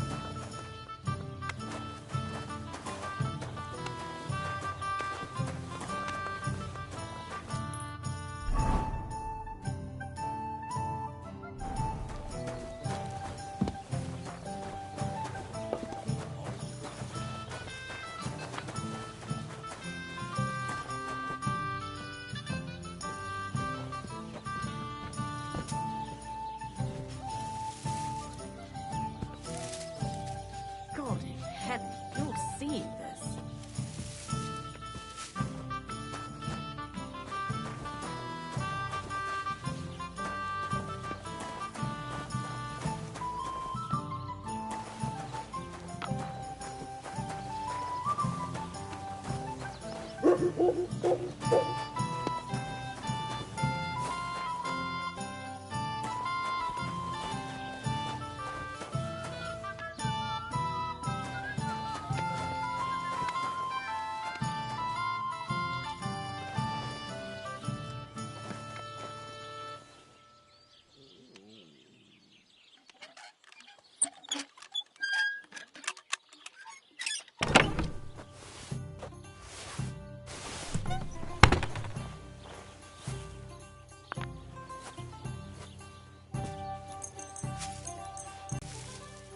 Clear off, and don't bother me.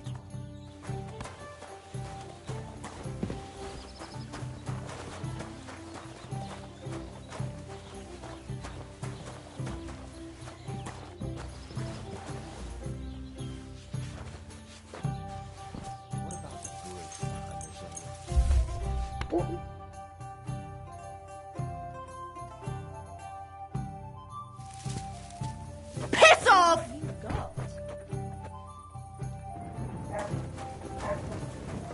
Doesn't it bother you walking around?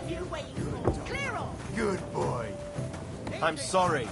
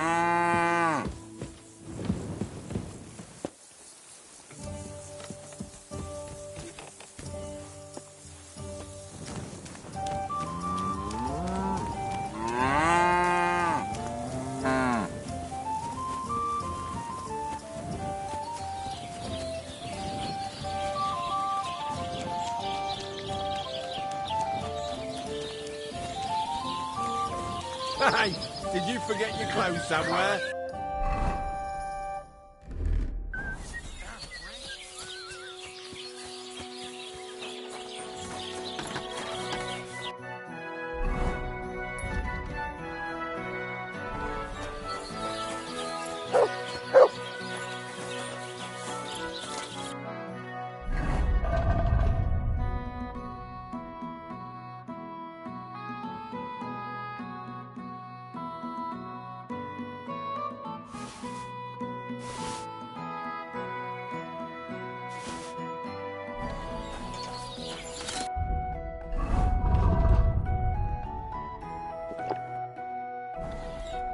You're up early. What'll it be? I'm here then. You said in the alehouse that you could do with a helping hand at the forge, didn't you? I could. My last two hands, well, they're not worth mentioning. And what with the wedding coming up, the work is piling up. Ah, what's your name? Henry? That's right. You should know, Henry. The blacksmithing isn't for everyone. Have you done it before? Yeah. I basically grew up in the forge. My father was a swordsmith, and not just any. He even forged swords for the nobility. For the nobility, eh? Well, that kind of experience will come in very handy for me indeed. As it happens, I have to forge a wedding present for young Lord Semine. A fine sword. So you'll take me on? Hold your horses. I'll have to try you out first. You could forge me a hunting sword as a test, so I can see if you can make a straight blade. That shouldn't give you much trouble if your father was a swordsmith, should it? Sure thing. I can get started right away. Great. Find some iron and get started then. Iron? You can't make a sword out of butter, but if you don't have your own stuff, you can get everything from the chest in my forge.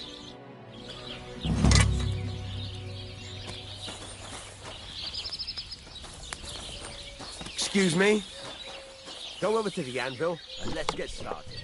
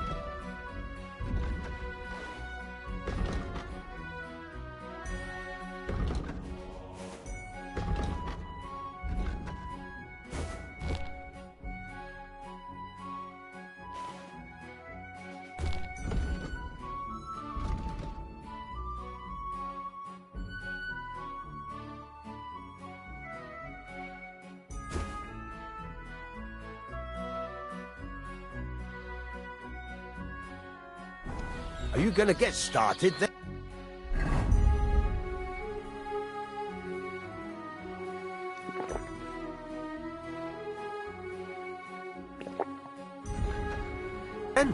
Then go over to the anvil and let's get started. Stop faffing about and get to work.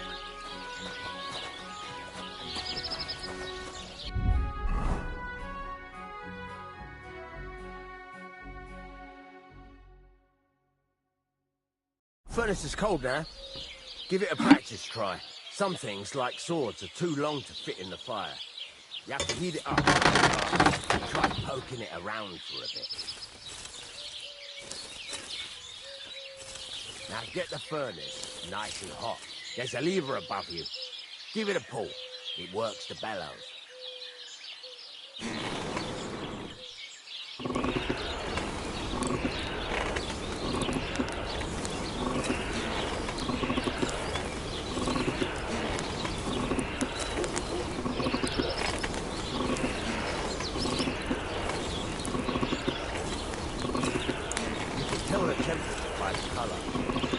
Able to tell when it's in the fire.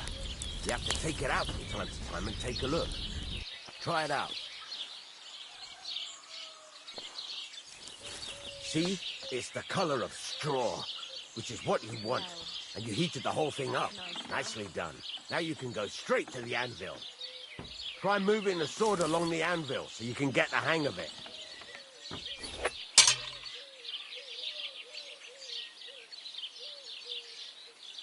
Now take the hammer and try hitting it a few times.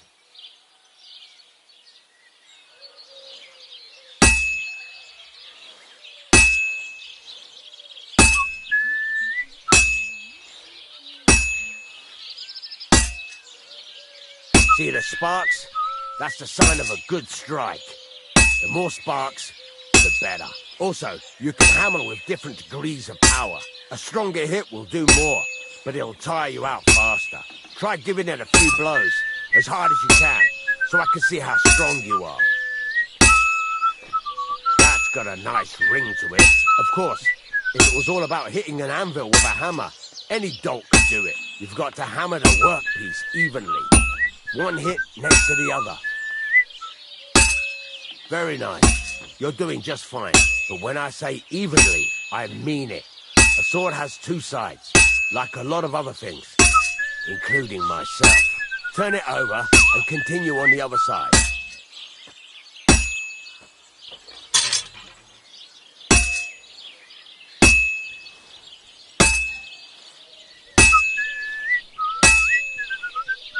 Nice. Now try forging it on both sides. The closer it is to being finished, the more it will take on the shape you want. It'll cool off soon anyway.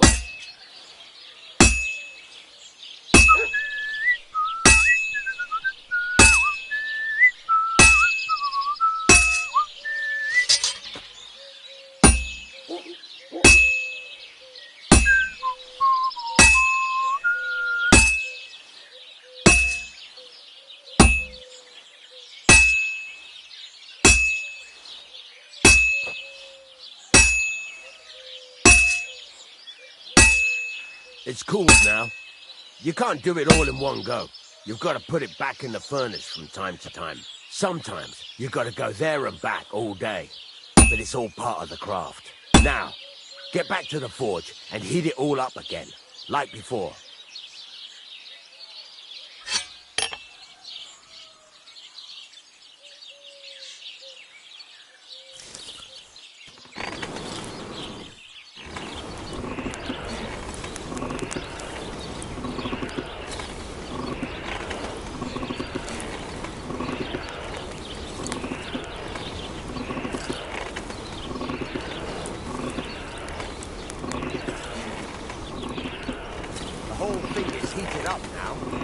Over to the anvil.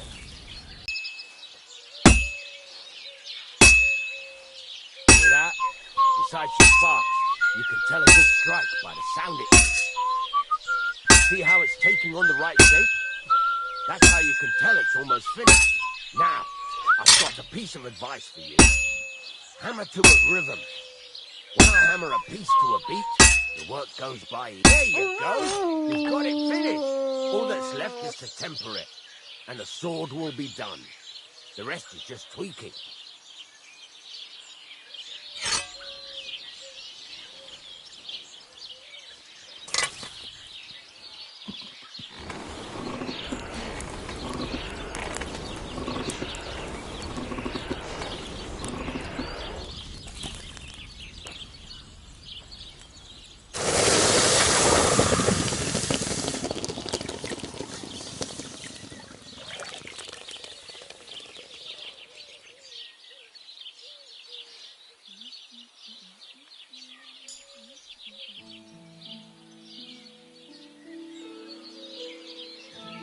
Right. Let's have a look. Very nice work. Your father taught you the trade well. He'd certainly be happy to hear that. If you carry on hammering as well as you did today, you've definitely got a job here. Even so, keep in mind, it's all about making sure every strike does its job. That's why you can't let it get cold, or keep striking the same spot. If you work evenly, each strike falling right next to the last one, you can't go wrong. Got that? Or is there something else you want to ask about? What good does it do me to whistle while I work? It makes you work to a rhythm. You won't get tired so quickly, and the iron feels it. How do I know a good strike from a bad one? By the sparks that fly up, and by the ring. It rings out with a different sound when you do it right. What's the right way to heat up the workpiece? Do it till it turns the color of straw. Ideally, the color should be the same everywhere, if your forging's going to be even. The main thing is, don't work it cold. You just ruin it. But don't overheat it either. As soon as sparks start to fly off it in the furnace, take it out. Why should I forge evenly? If you keep hammering the same spot, you'll never finish it. You'll just fuck it up. But jumping from one end to the other ain't a good idea neither. You'd end up working unevenly. The best thing to do is aim each strike next to the one before. How will I know it's finished? Notice the shape. The closer you are to finishing, the more precise the shape it will have. Thanks. That's all I need to know. You can sleep in the chamber by the woodshed. And there's a chest where you can keep your things. And of course, you can use the forge anytime you want. Any questions? Where can I get materials? You can buy some essentials from me. But if you want to make a fancy sword with lots of ornamentation, you'll have to look elsewhere. This is just a village, you know. The locals ain't after luxury. And they can't afford it neither. What can I do with the items I've forged? Well, you can sell them. Though you probably won't have much luck around here. But I'll happily buy some of the nicer things from you. Where exactly is my bed? At the side of the house. There are 2 doors and a wheelbarrow between them. You go in by the rear door, next to the woodshed, and you can put your things in the chest there. Don't worry, nobody'll steal them. What now? What do you think? You're not going to be idle. I'll find you some work to do right away. You're pretty good at swords, but what the locals really need is axes and horseshoes. Right, here are some simple drawings that show what they're both supposed to look like. And some iron. You can get down to it right away. Just like that? You aren't going to help me? Sacre, lad. I chose you because you already know a thing or two. I'm not going to look over your shoulder all bloody day. You take care of these smaller jobs. Forge away as long as you're able, and then sell it all. Once you've made some coin and feel like being out in the open again, I'll give you some more interesting work.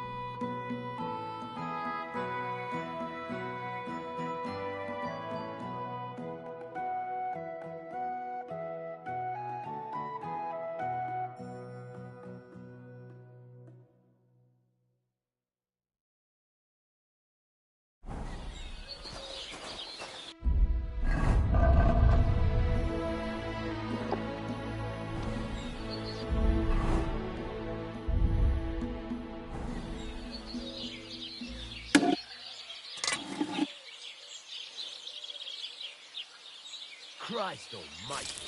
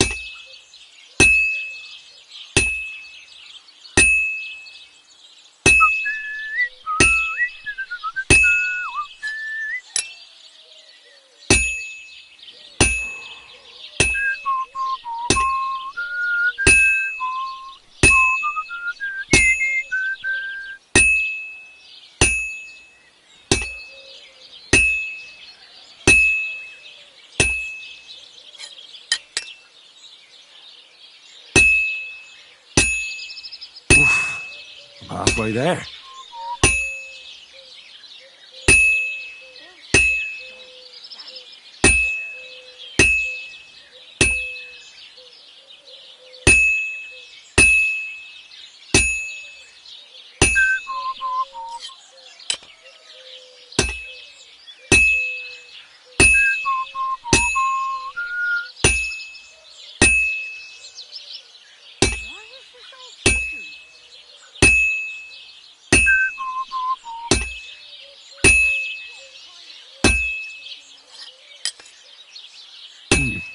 This is almost done.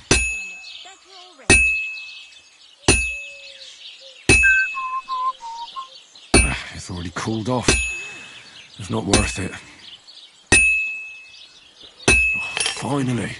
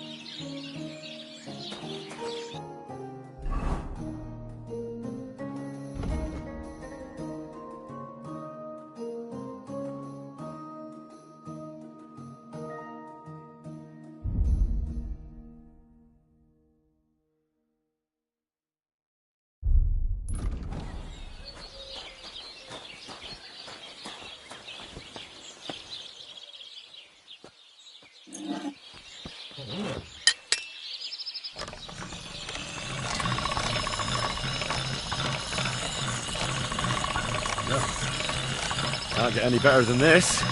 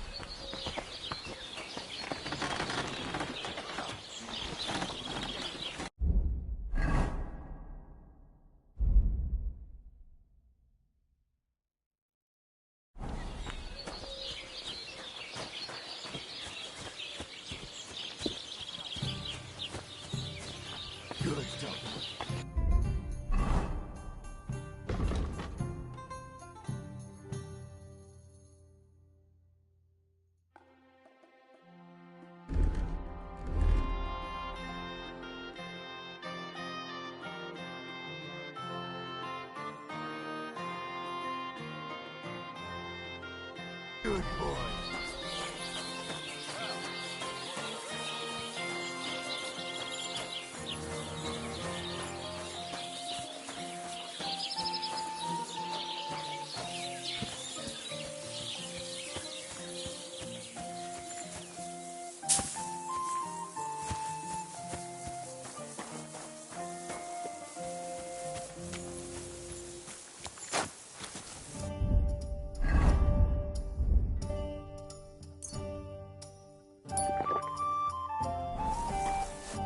What do you need, Henry?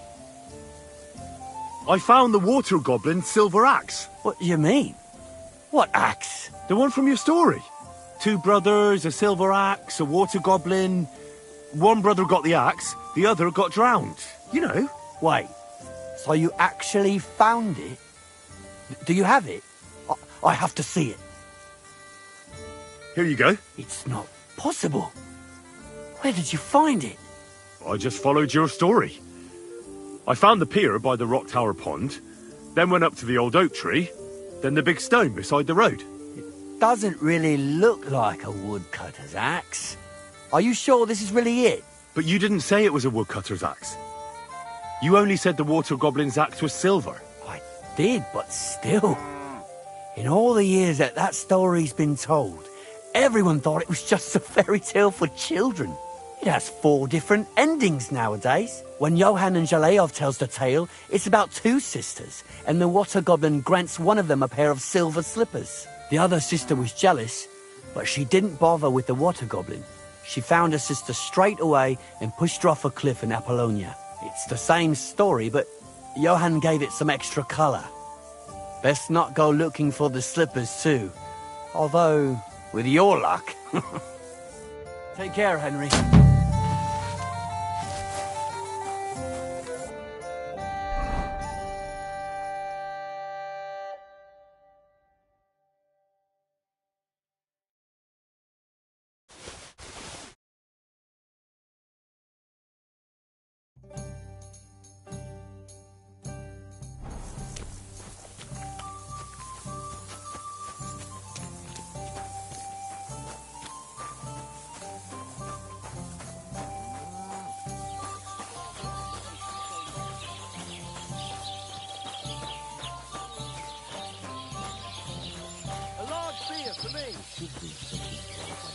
Come here.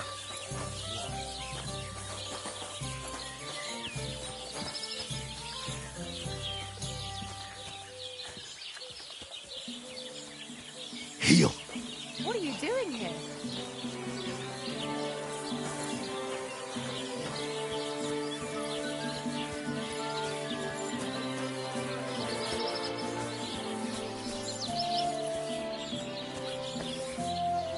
That's a fine maypole.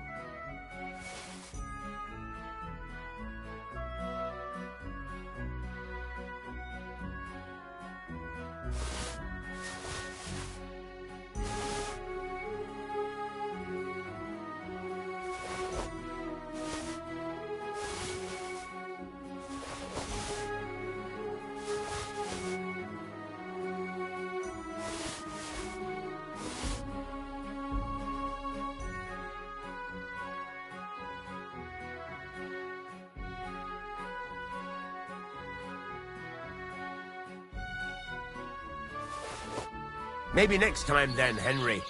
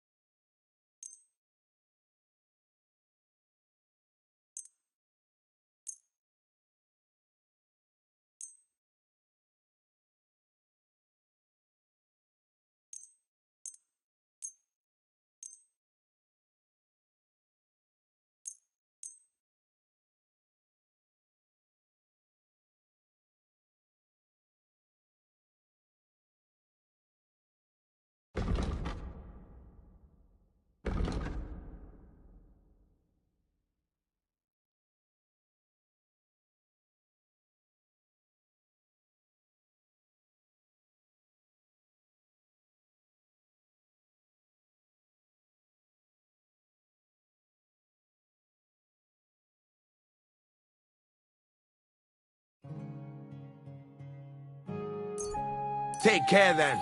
Thanks for nothing.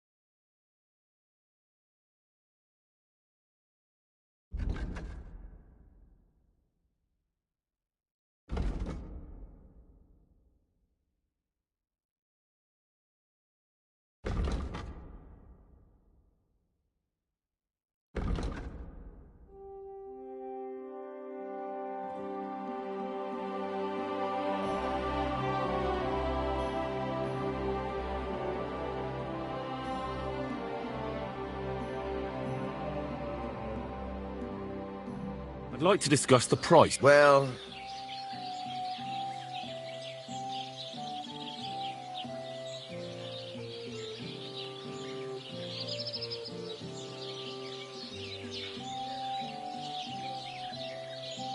How's this? Less.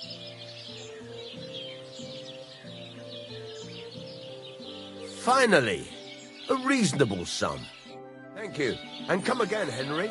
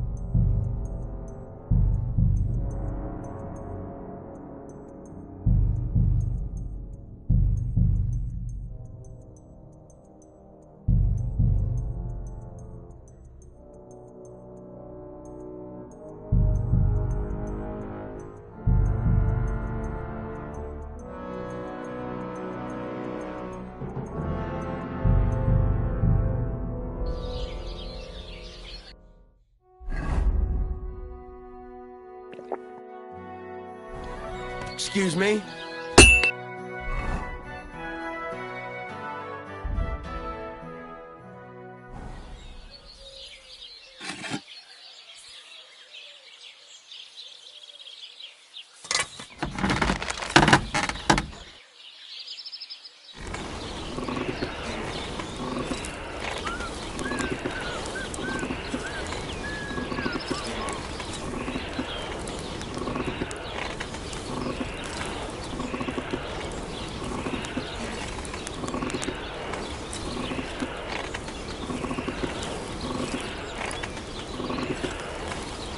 Bloody hell.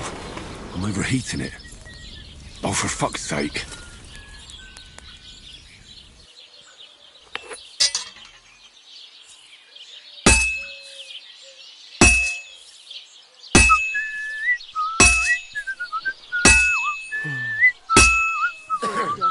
Good boy.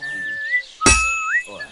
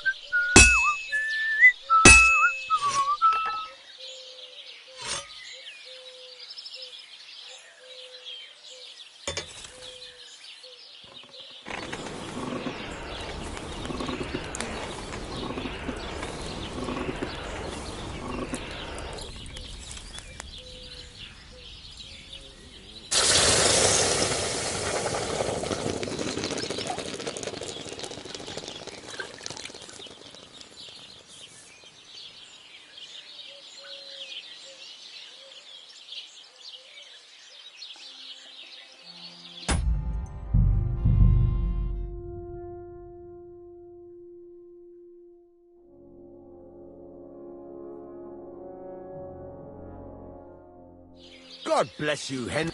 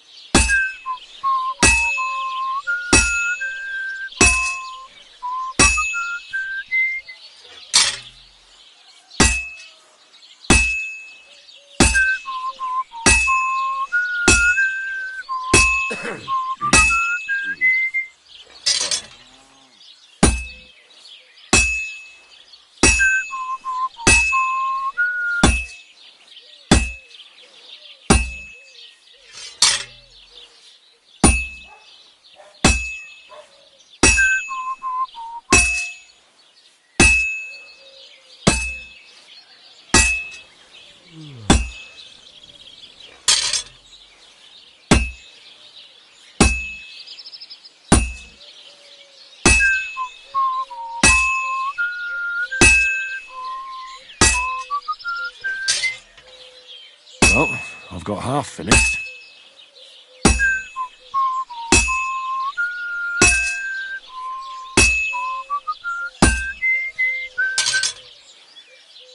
It's already cooled off.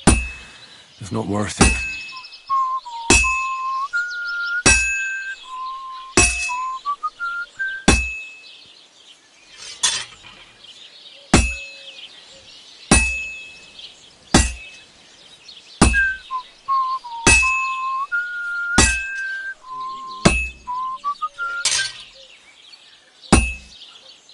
I should heat it up again.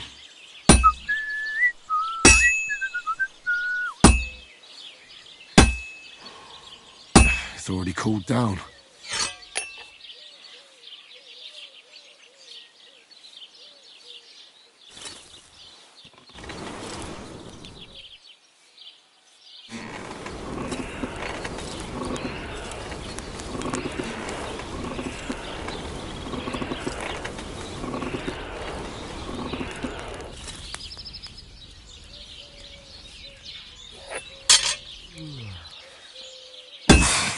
I better fuck it all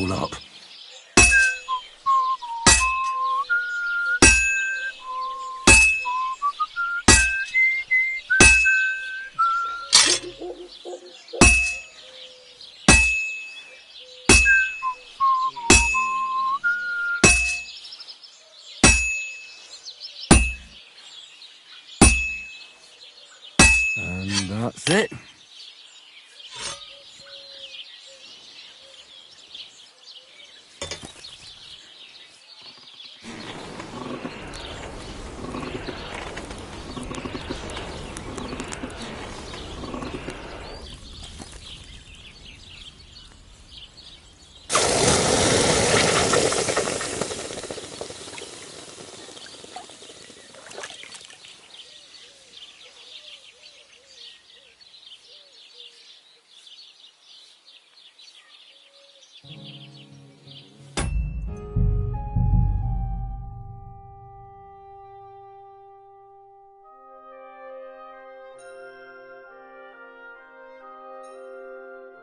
Praise be to God.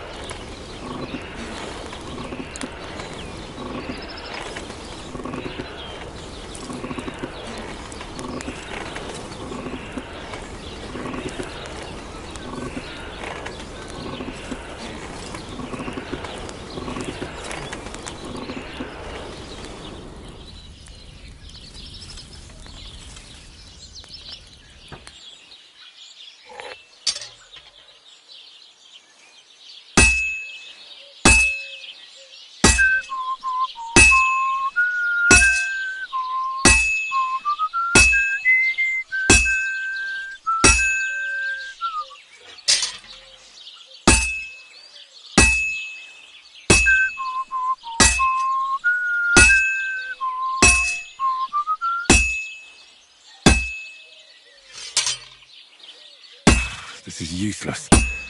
I should move it.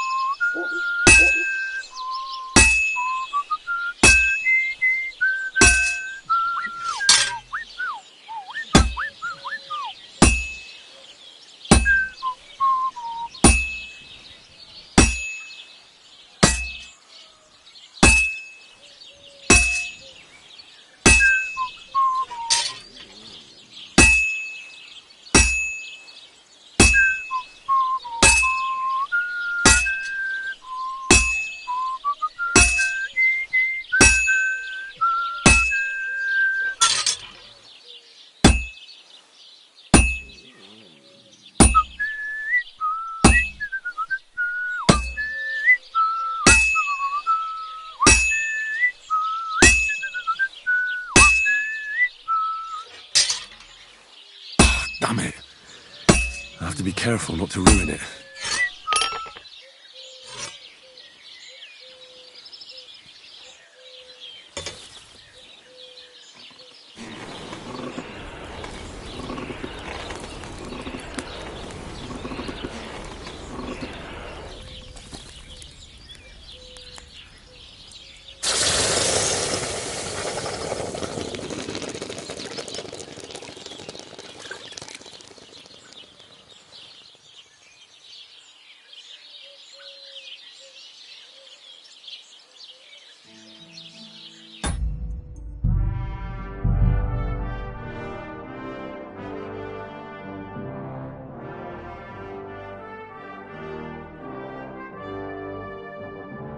Praise be to God.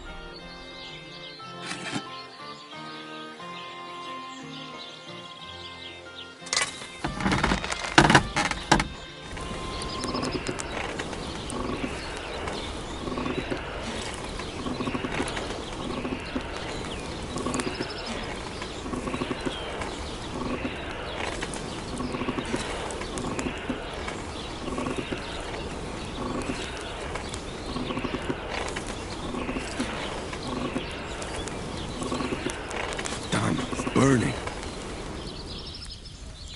Bloody hell. I'm overheating it.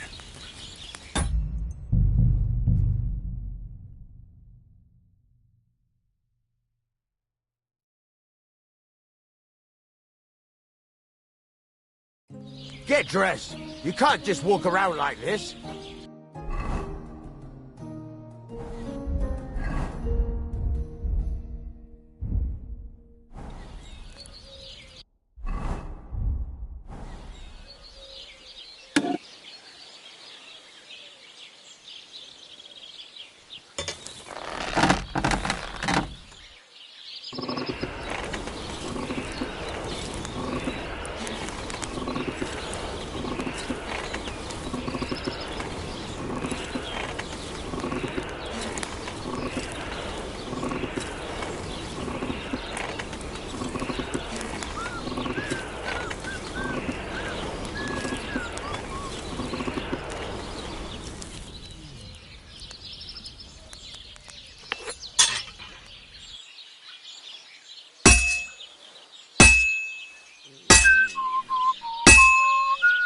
Get dressed. You can't just walk around like this.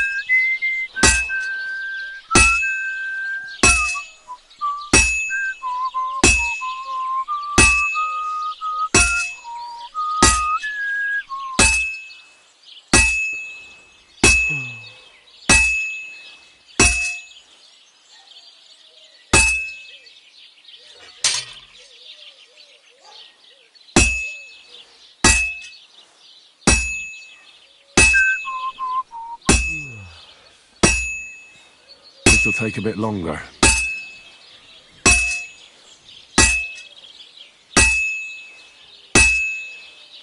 Doesn't it bother you? Walking around here like some kind of animal?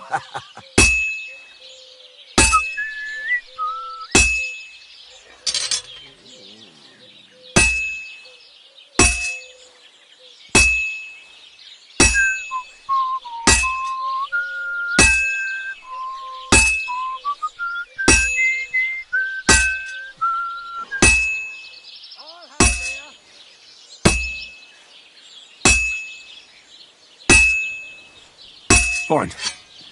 Now to temper it.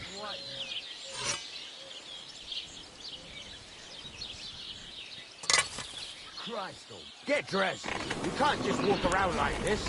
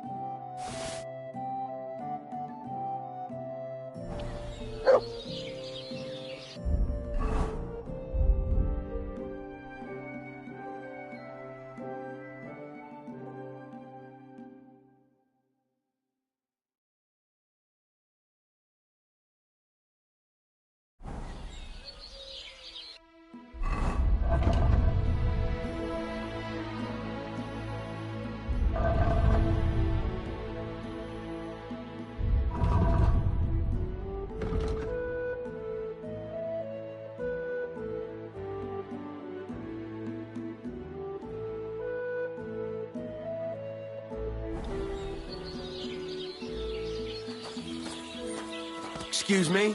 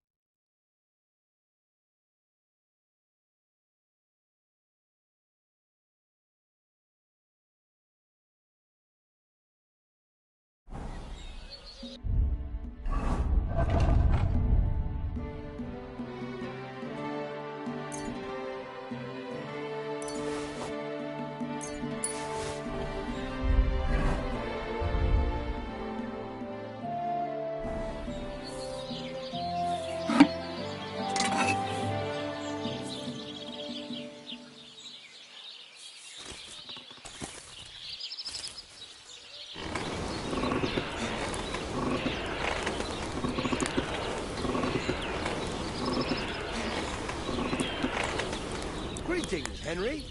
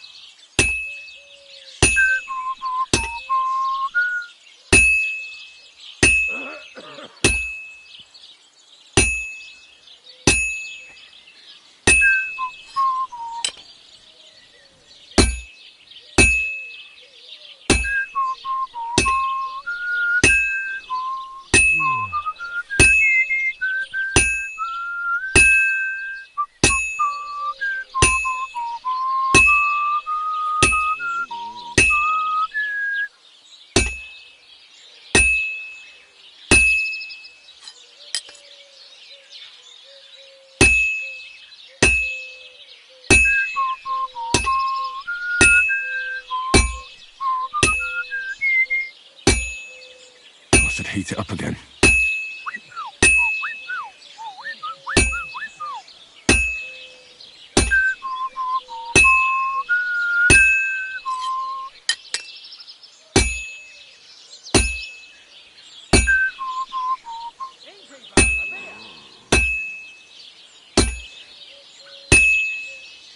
It's completely cold.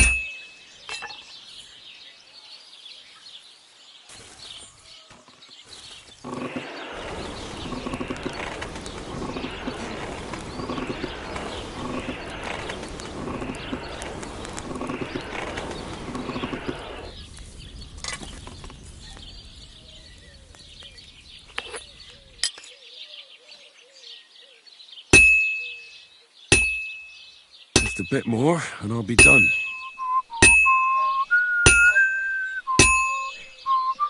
Good. That looks finished.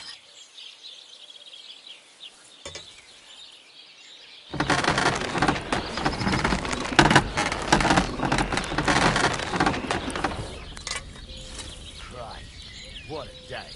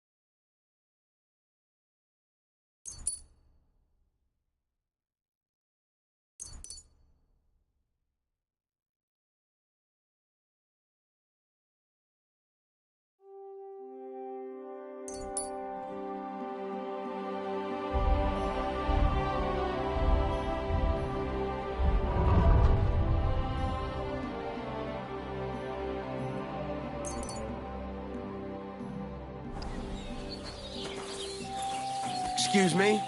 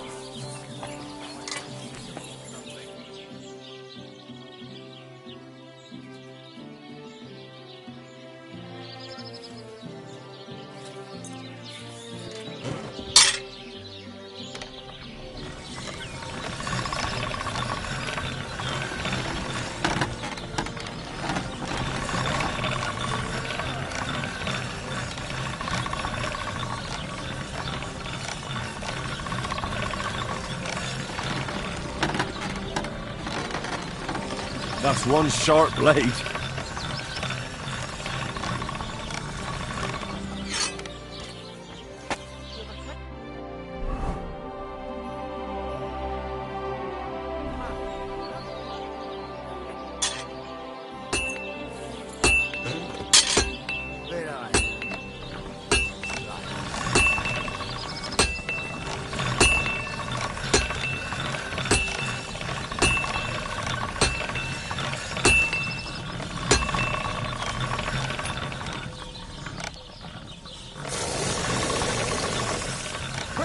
That should do it.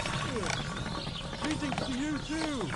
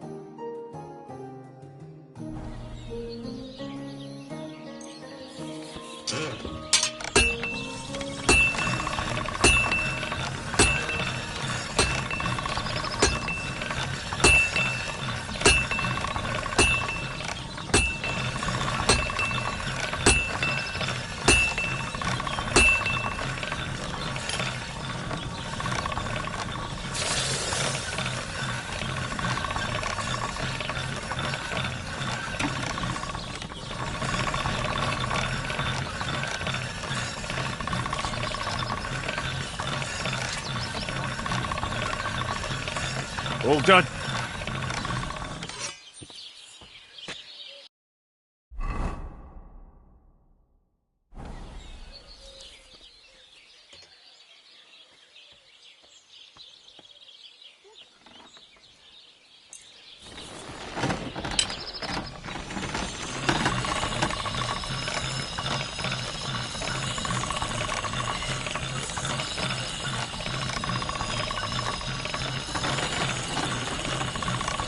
That's more like it.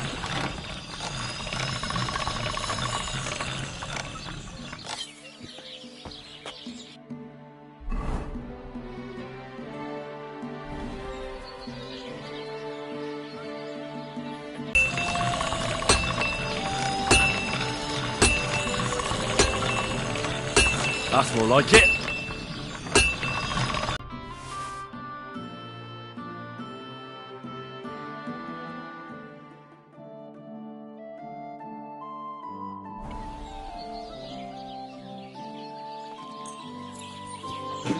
All right, this is already sharp.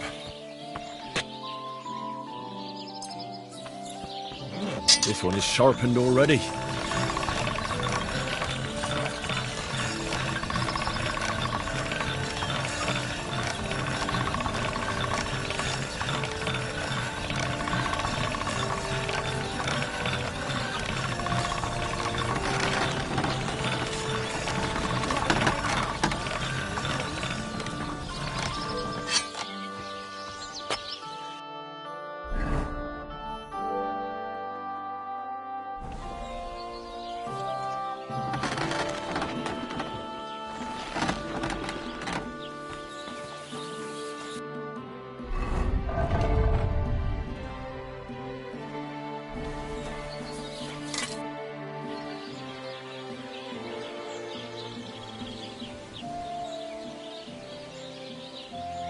I'll have a look at the web.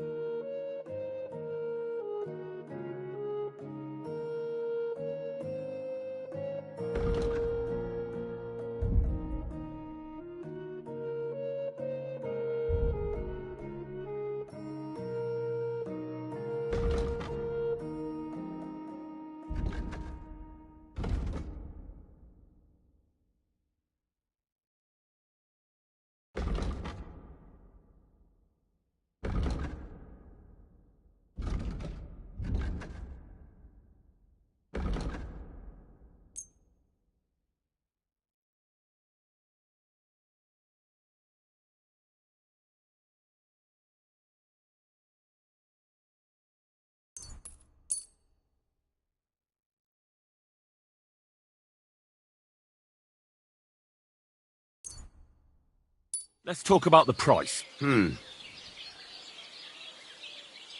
That? Many thanks. Pleasure doing business with you. Take care, Henry.